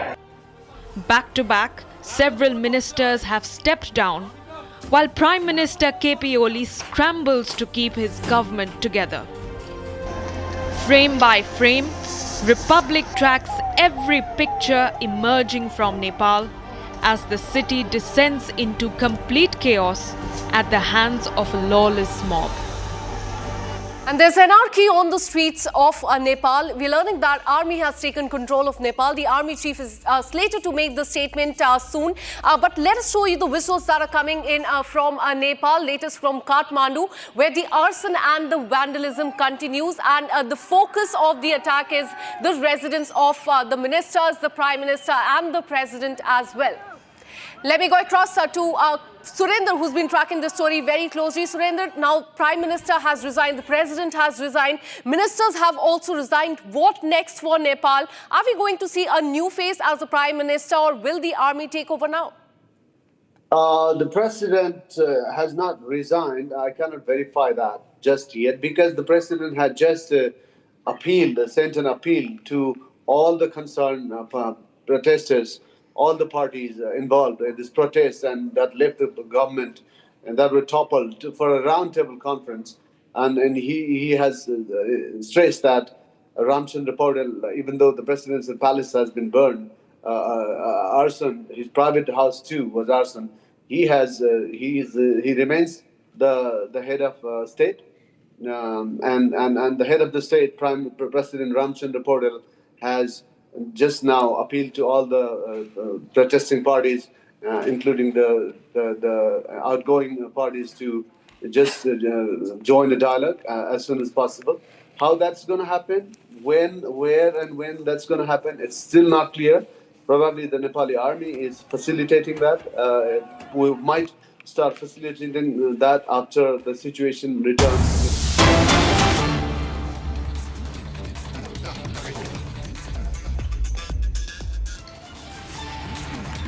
All right, we have breaking news coming in. The counting for the vice presidential election has now started. Remember, the voting started at 10 o'clock in the morning and went on till 5 to 6 o'clock. Now, as you can see in the visuals, the voting there has started. It is a fight between C.P. Radhakrishnan and B. Sudarshan Reddy. And the tilt is quite clear. The numbers are with C.P. Radhakrishnan. In fact, we are learning that there is already a plan in place by the NDA leaders to have a big celebration today at night. And we will know who will be the next vice president of the country in just some time. In just a few hours is what we are learning. So the voting continues there, and we can also see Kiran Rijiju, Parliament Affairs Minister, there in the visuals as well. First day of the monsoon session of the Parliament saw the sudden resignation of Jagdeep Dhankar, and it has set the ball rolling for the election of the next Vice President of the country. Will it be C.P. Radhakrishnan or Sudarshan Reddy? That is something that we will know in just few hours from now. But the numbers are in favor of C.P. Radhakrishnan, the NDA candidate. In fact, we're learning that as far as NDA is concerned, they will get the vote of 427 MPs, and that is way above the majority mark of 386. Last time, when Jagdeep Dhankar won this election, he had received 75% of the votes, more than 500 votes. But this time, the mark will be a little less. As many as 438 votes are expected to go to NDA's kitty. Let me go across to my colleague Harsha, who's been tracking these details very closely. Harsha, we're getting the visuals of the counting of the votes that has now started. Yes, Akanksha, the visuals on our screen is the counting of the vote for the VP election, and the counting process is right now underway. We have got to learn that at 7 o'clock, PC Modi, the election officer, will be doing a press conference and will be announcing who has won the VP election, who is the VP of the country now. And this election was entirely between C.P. Radhakrishnan and B. Sudarshan Reddy, and the final announcement of the victory will be done at around 7 o'clock. And after that, we will continuously see back-to-back movement and at the residence of Prahlad Joshi, because all the arrangements have been made of celebrations at the residence of Prahlad Joshi, and also not only Prime Minister will be arriving at Prahlad Joshi, but also the entire NDA, all the allies of the BJP, and also each and every MP will be reaching at the residence of Prahlad Joshi only to congratulate Vice President C.P. Radhakrishnan. Just 40 to 45 minutes now from now, when we will get the election result of the Vice President. And we already know the magic number is 386, but the voting which has been casted out of 781, 768 have casted their vote today. We very well know that almost 13 didn't vote today. They were abstained from the voting. Right. 12 were, including BRS, BJP and Akali Dal. The one independent, Amritpal Singh, didn't vote today. And if we minus all these 13 who didn't vote today, 768 is the vote which has been casted today. So it is being said that with the numbers which the NDA has the edge today, it's likely that the announcement will be made in favor of the NDA candidate CP Radhakrishnan. He is likely to sworn in as the Vice President of the country, and therefore the arrangements have already been made at the residence of Prahlad Joshi just 40 minutes from now, and the press briefing by PC Modi will reveal the victory, the winner of the Vice President election. Back to you. Absolutely. All eyes on who is going to be the next Vice President of the country. In fact, we'll know in another 1 hour from now. Thanks so much, Harsha, for all the details. The wait for India's next Vice President is about to end shortly from now after the marathon 7-hour voting process in the Parliament of India today, and the results likely to be along the expected lines. They're expected to be announced any time from now, as our reporter Harsha has said. But it appears that the India bloc has somewhere accepted the defeat, with several leaders, in fact, advocating for the conscious voting. Have a look.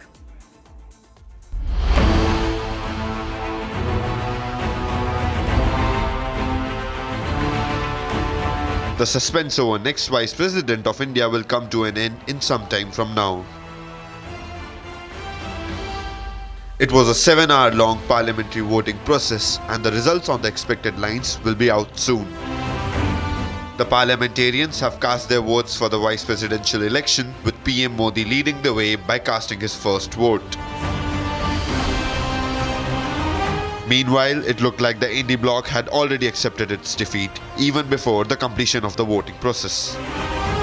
This after several India bloc leaders urged for voting on the basis of one's conscience. The opposition's push for a conscience voting suggests they are likely prepared for a loss under the guise of moral principles. See, as a democratic setup, we all have to fight together. The India bloc is fight together. We are requested for a conscious vote. We all, the India bloc and all the opposition parties, have joined together to vote against the India candidate. We are confident all of us will give us a conscious vote. Of course, Aadhaar card is a very big essential document for every Indian citizen. That has been decided by the UPA government, and that is a base for every citizen of this country. That is what the Congress party and the UPA has given to all citizens of this country. On the other hand, the vice presidential elections witnessed a major shift. YSRCP became a game changer, with all 11 MPs unanimously supporting NDA's CP Radhakrishnan, following a significant directive by Jagan Mohan Reddy. See, as our party president Jagan Mohan Reddy has already taken a decision when a request came from NDA seeking the support for vice president post before declaring CP Radhakrishnan's name. So extended the support, keeping in view that the tradition to continue posts like vice president, president post, one should get elected unanimously. Keeping that in mind, our party president had extended support. By the time India Black has not announced their candidate also. So we have promised that we will support NDA candidate. Keeping the earlier our party stand, wherever it is necessary, we have been supporting, though whether we are in power or in opposition, in the interest of state and country, we are supporting NDA bills also in various aspects. In the same manner, we are also supporting for this vice president election also. The numbers are now clearly in favor of the ruling NDA, which enjoys a comfortable majority in both houses of parliament. देखिए, इसमें तो कहीं कोई शंका है ही नहीं उनकी जीत को लेकर। एनडीए पूरी मजबूती से एकजुटता के साथ मौजूदा उपराष्ट्रपति पद के उम्मीदवार और एनडीए के प्रत्याशी सीपी राधाकृष्णन जी के साथ मजबूती के साथ हम लोग खड़े हैं। बट हाँ, मैं ये भी मानता हूँ कि कई और ऐसे विपक्ष के साथी हैं जिन्होंने अपना विश्वास एनडीए के प्रत्याशी के पक्ष में दिया है। मैं मानता हूं कि अंतरात्मा की आवाज अगर वो सुनेंगे तो एक बहुत बड़े अंतर के साथ मौजूदा प्रत्याशी एनडीए के सीपी राधाकृष्णन जी देश के उपराष्ट्रपति बनेंगे। ठीक है, मुझे लगता है कि अंतरात्मा से मतदान करने के बाद भी ये अवश्यंभावी है कि एनडीए के कैंडिडेट के रूप में सीपी राधाकृष्णन जी एक बड़े अंतर के साथ में विजयी होंगे।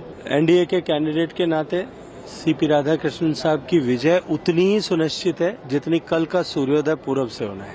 ठीक है, मुझे लगता है कि अंतरात्मा से मतदान करने के बाद भी ये अवश्यंभावी है कि एनडीए के कैंडिडेट के रूप में सीपी राधाकृष्णन जी एक बड़े अंतर के साथ में विजयी होंगे। एनडीए के कैंडिडेट के नाते सीपी राधाकृष्णन साहब की विजय उतनी ही सुनिश्चित है जितनी कल का सूर्योदय पूरब से होना है। Prominent leaders and the MPs from both the ruling NDA and opposition Indie bloc participated in the voting process to elect India's next vice president. As the process of voting has come to an end, all eyes are now on the crucial results of the vice presidential polls as NDA claims victory while opposition expects a tight contest. And with this, we're taking a very short break, but we're keeping a track on who is going to be the next vice president of the country. Results will be out soon. Keep watching Republic TV. Goodbye.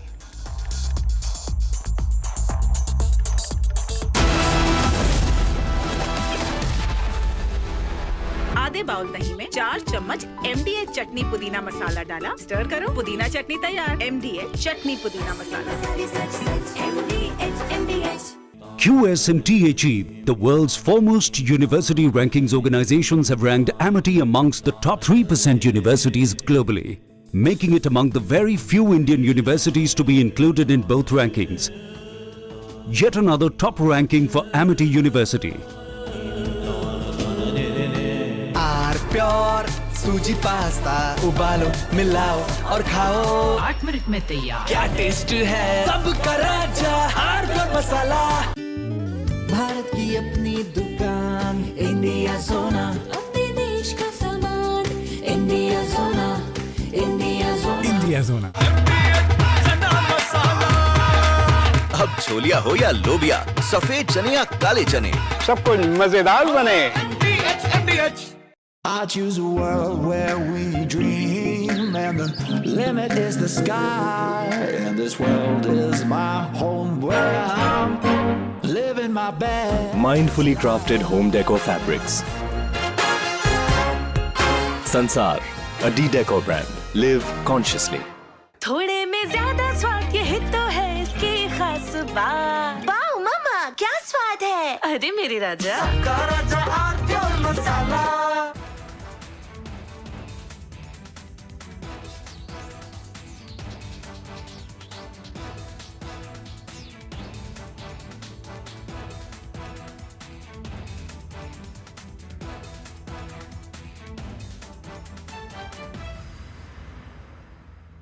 Yesterday, a coward decided to take our 8-year-old son Fletcher away from us. Because of their actions, we will never be allowed to hold him, talk to him.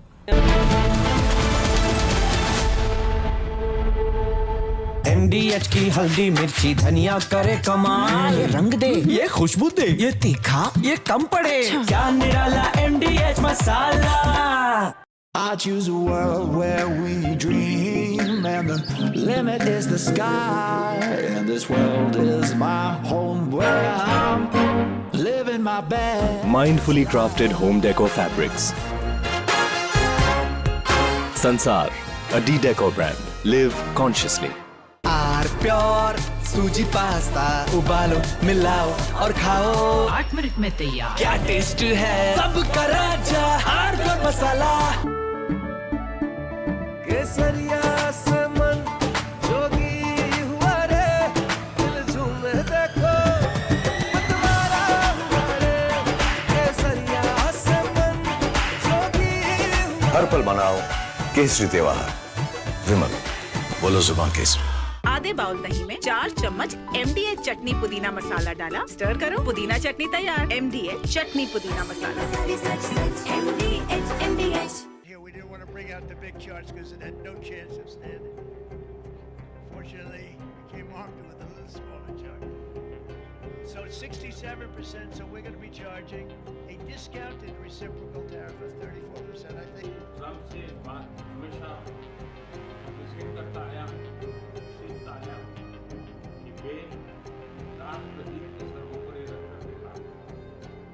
Today, the World Health Organization officially announced that this is a global pandemic. We have been in frequent contact with our allies, and we are marshaling the full power. So During an interview, American economist Richard Wolff called out the US administration for attacking India with tariffs and shooting itself in the foot by doing so. Wolff said that India is central for trade and that it will find other places to sell its exports if the US gets shut off. Wolff said that India is now, according to the United Nations, the largest country on earth. The United States telling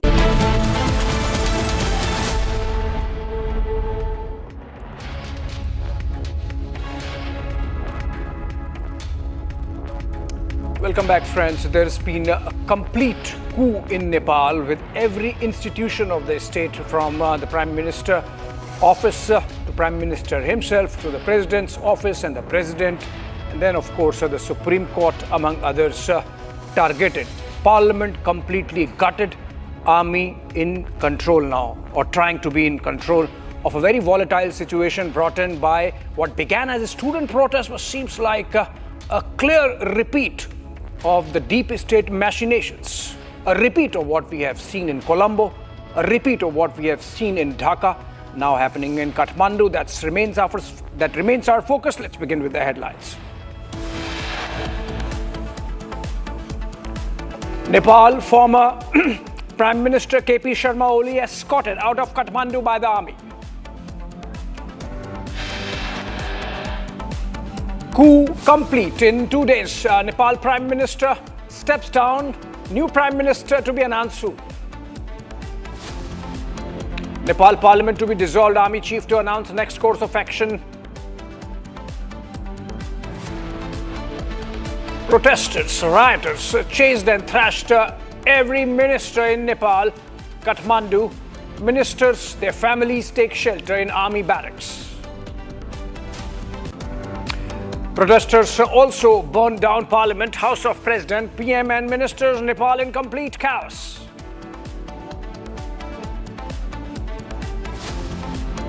Gun-wielding rioters enter Parliament premises. Complete chaos and riots in Kathmandu and other towns of the Himalayan kingdom.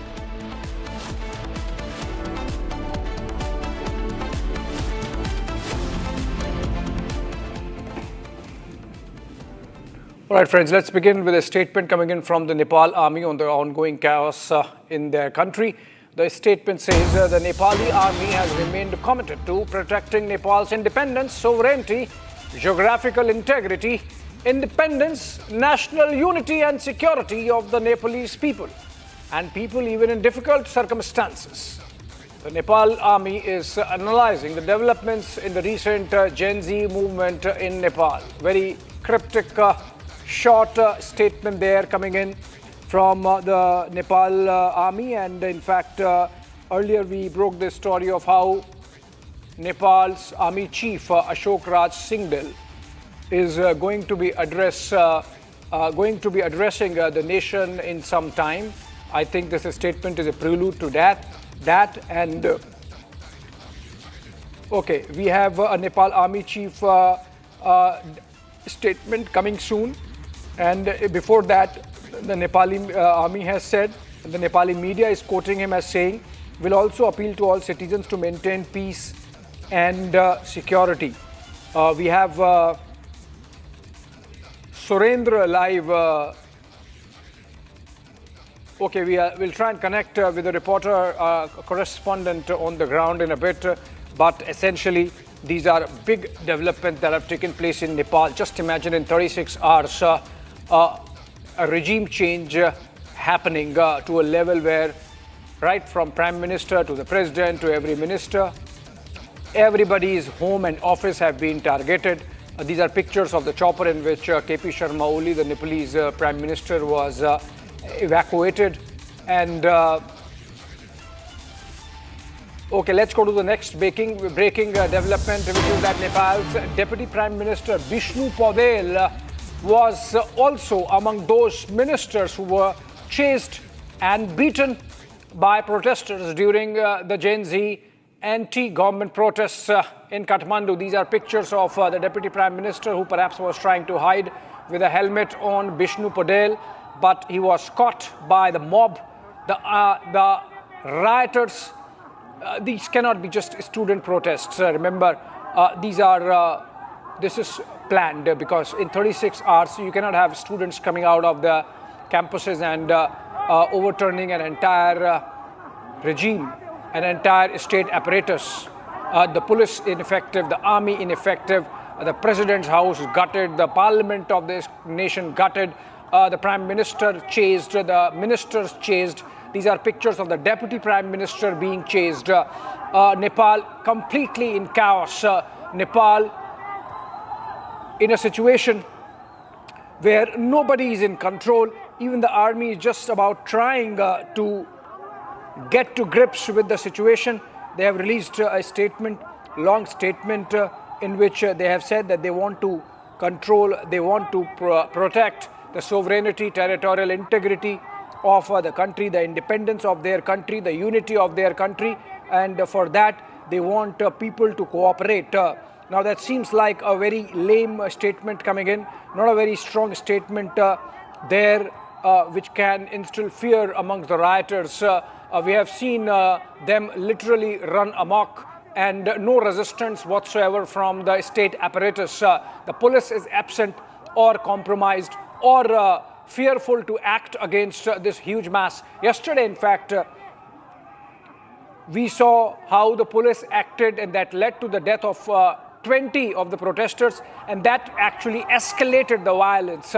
So in a way, the state apparatus proving to be absolutely inadequate. The capacity of the state to handle this kind of lawlessness is clearly, it stands exposed. And now we are seeing these pictures, horrific pictures coming in from all parts of Kathmandu, and wherever particularly the state symbols are, those have been targeted, be it the parliament vandalized, the Supreme Court gutted, the Prime Minister's office put on fire, even media targeted, the headquarters of newspapers like the Daily Kantipur burnt, and these pictures of a Deputy Prime Minister being chased and beaten up in a river.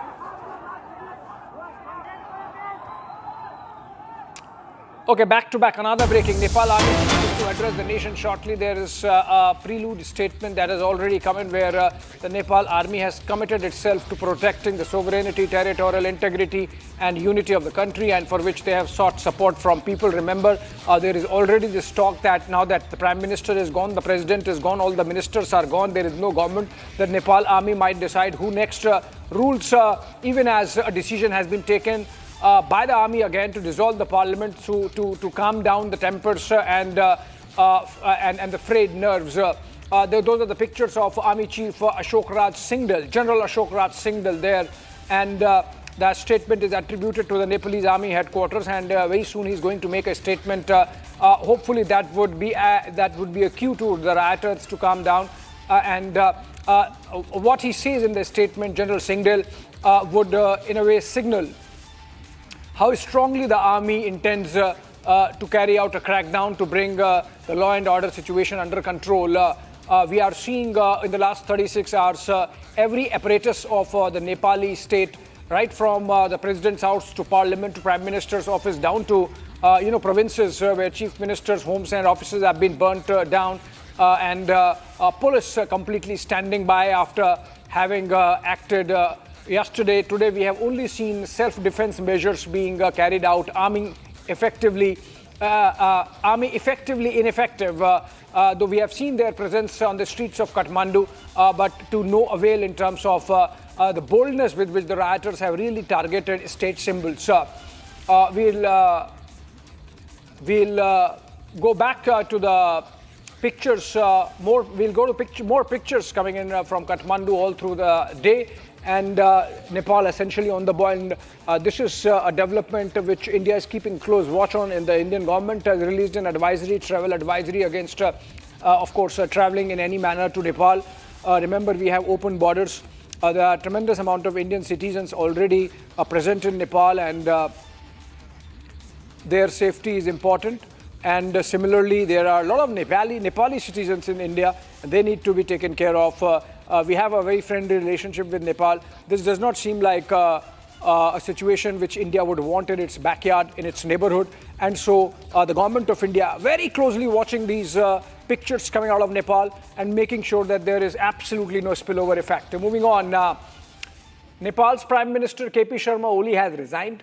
And of course, this is amid the protests led by Gen Z demonstrators. Remember also that they are protesting against a ban that was brought in by the Oli government on 21 social media apps, including the likes of WhatsApp, the likes of Twitter, or X as it is called. And the students thought that this is absolutely against the zeitgeist of the moment, and that Gen Z feels absolutely decapitated and helpless if those social media apps are banned. And so they really decided to take on their government. But whether they really intended to overthrow the regime, or the government, they really intended this law and order chaos to prevail in their own country, is debatable. And that really gives rise to the question whether there is some other power behind the scenes manipulating the youth and in fact infiltrating the student protest. They might have begun as a student protest but were not student protest today.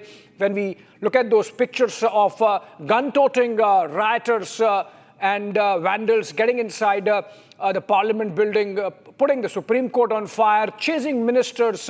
In one case, a former prime minister's wife was burnt alive. She is no more. She has succumbed to those injuries. And that really gives you Jalanath Khanal, the former prime minister, his wife was targeted by these violent protesters. And so Nepal, absolutely out of control situation there. Let's look at more details of whatever has happened through the day in this package.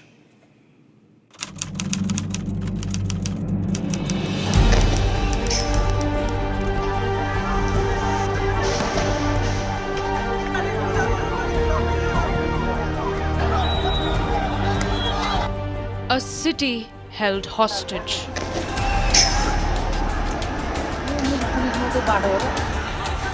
Stones pelted.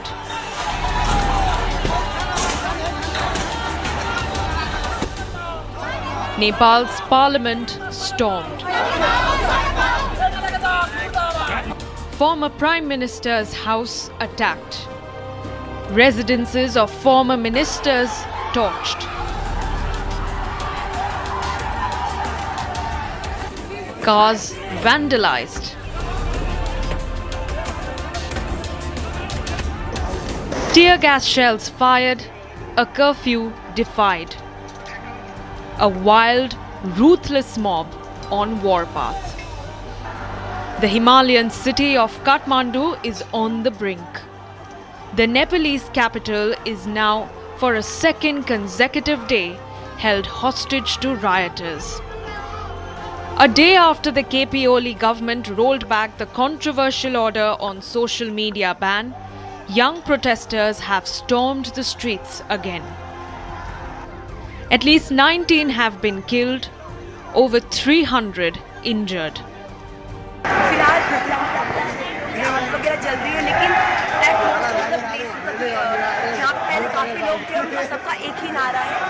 Government corruption वगैरह कर रही है, जो जनता का जो freedom of speech ले रही है, वो उनको वापस मिले. And the thing which is being portrayed, और जो चीज़ें बाकी जो मीडिया वगैरह बोल रही है कि ये बिकॉज सोशल मीडिया बैन है, लेकिन नहीं, सोशल मीडिया बैन मतलब हमारी हम जनता का स्पीच जो गवर्नमेंट ने हमसे ले लिया था.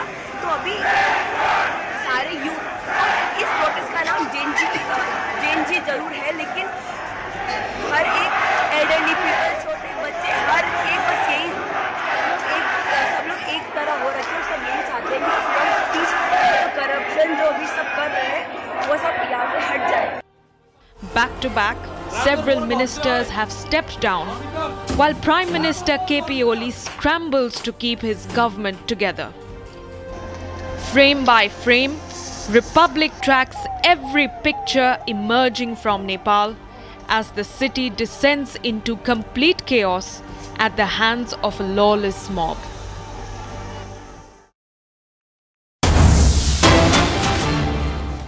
All right, more breakings.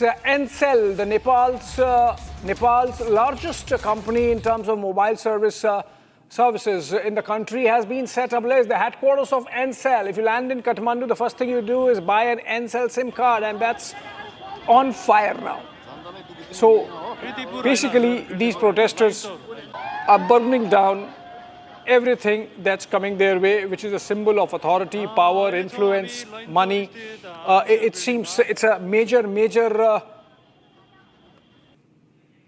targeting of anything which brings semblance of order in Nepal.